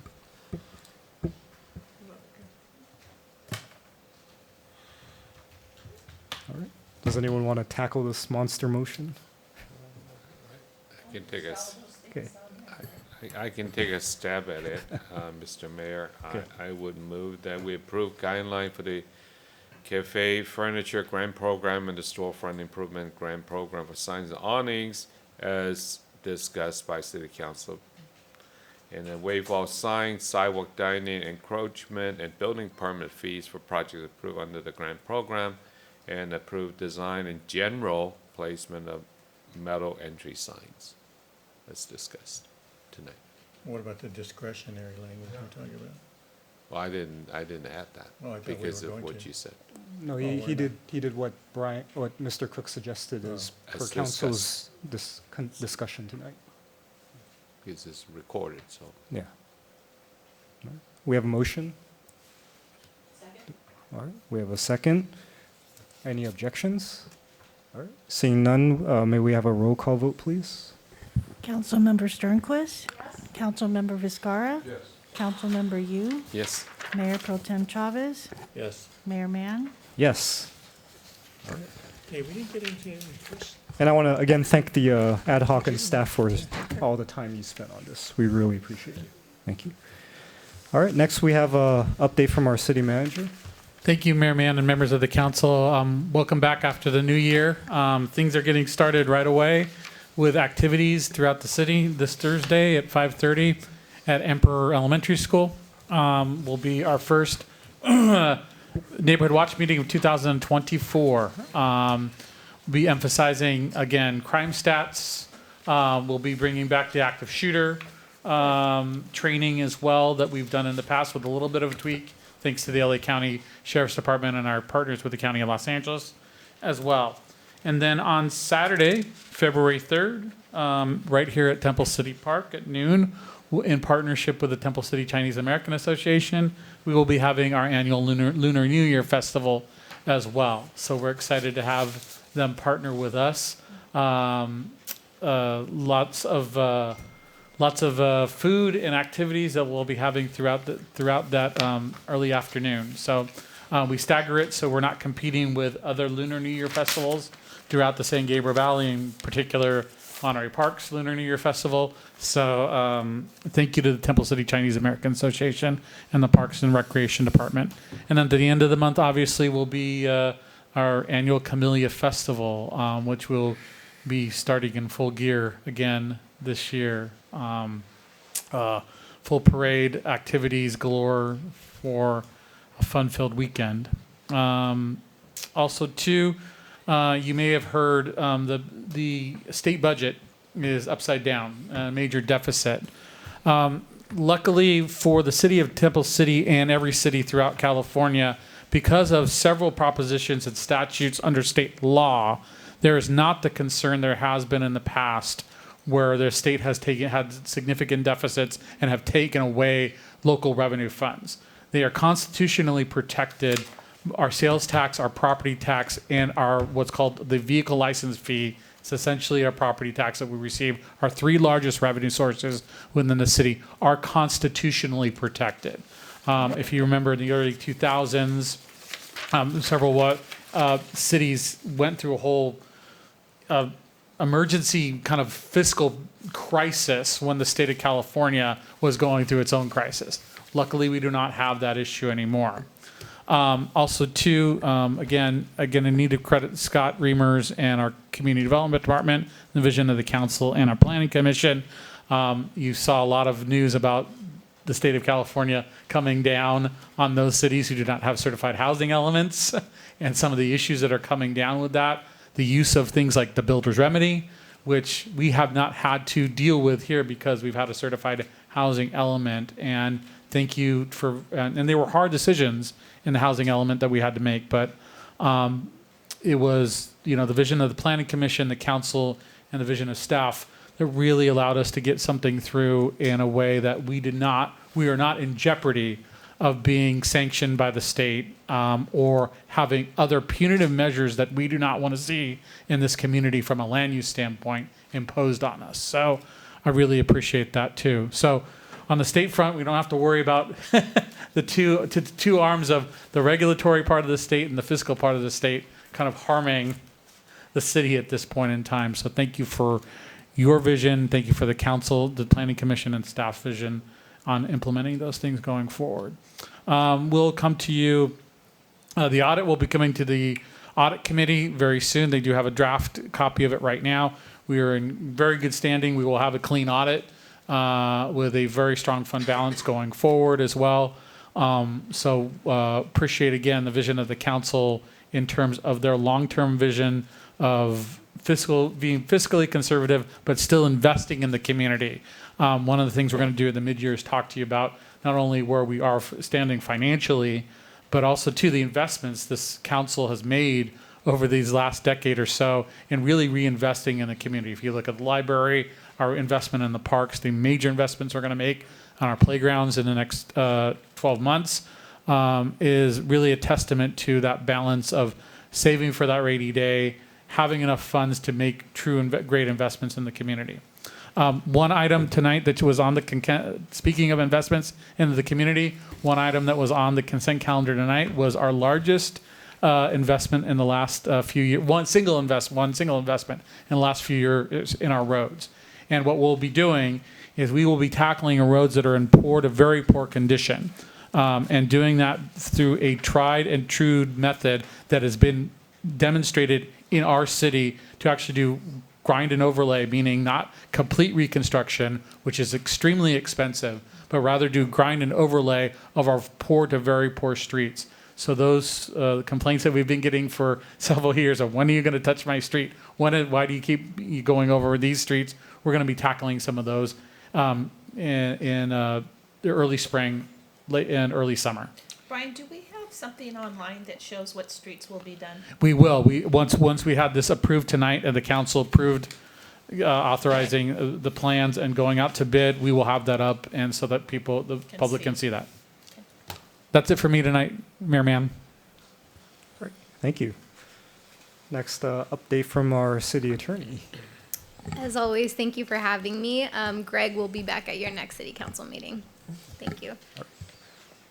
Thank you, and we always appreciate you being here with us, so thank you. All right, next is council reports regarding ad hoc or standing committee meetings. Do we have any? All right. And earlier we made the motion to establish the new ad hoc, so that will reflect on the next agenda. All right, moving to council items separate from the regular agenda, starting with Councilmember Sturquist. Just one thing. Tomorrow, the Library Commission is meeting at Temple City Library It's from 10 to 12 if you want to stop by and see the library commissioners, but it's the first time they will be out to visit the new library. So looking forward to having them come, and I'll come by at 10. Brian's going to stop by also. That's pretty Brian much Cook? it. Brian Cook. How long does it remain the new library? It's our new library until we have another new library. So a very long time. How many commissioners are there? I believe there's 13. I don't know if 13. Who are these people?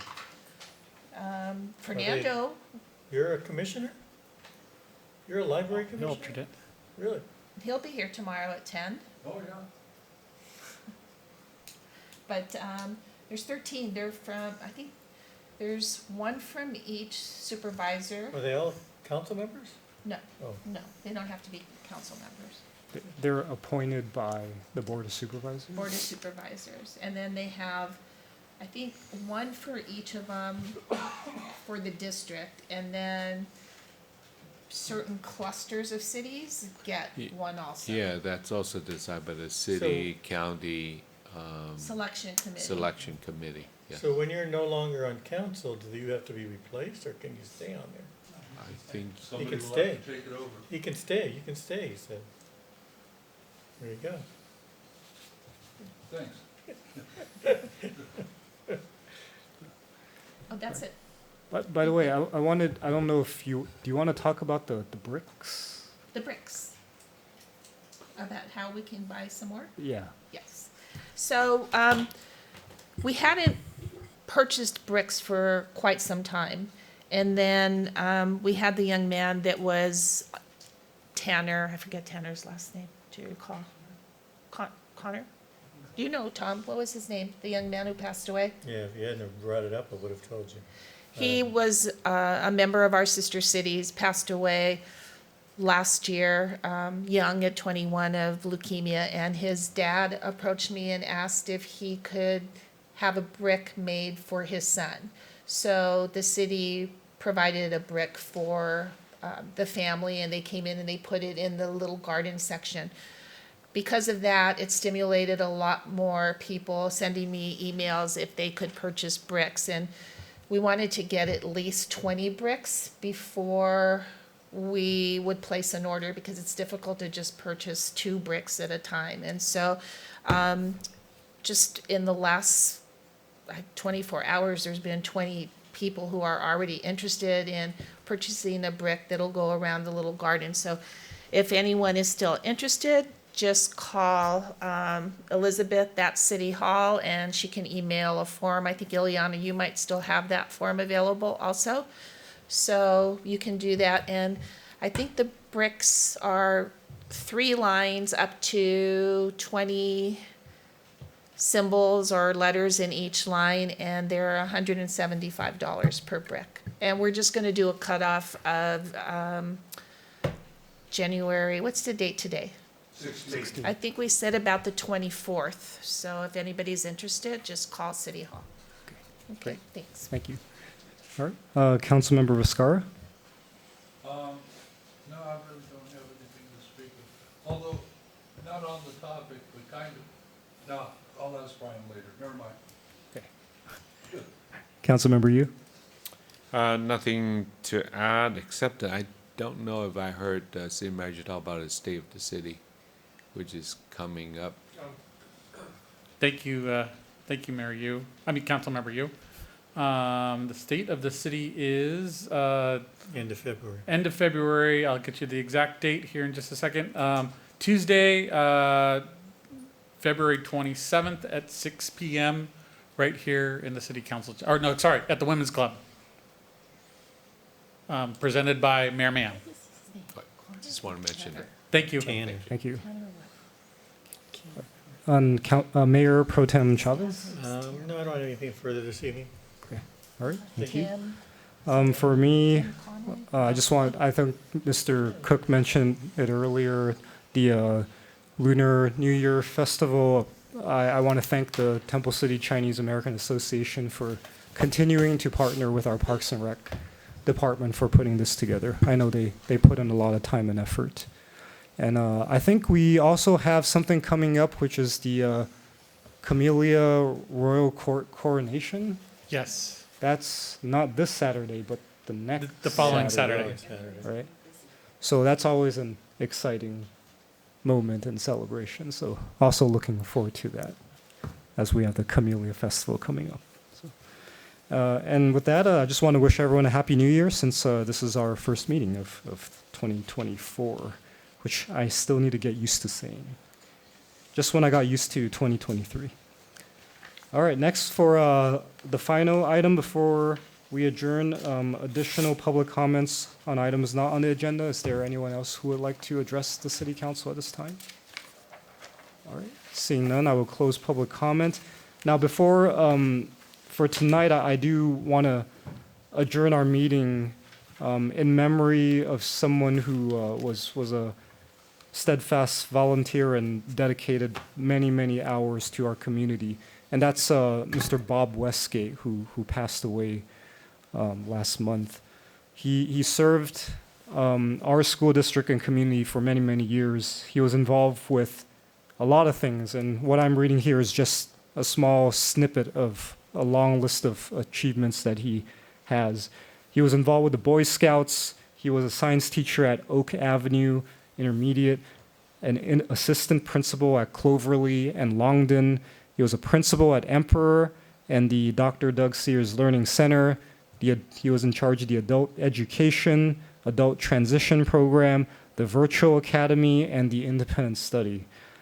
He was an active member of the Kiwanis Club. He was the president of the Historical Society, active member in the Camellia Festival, and many of us knew that he had served as our city Santa during our Lights on Temple City for many, many years. So our prayers go out to the Westgate and Gould families, and tonight we adjourn this meeting in his memory. Good night, everyone.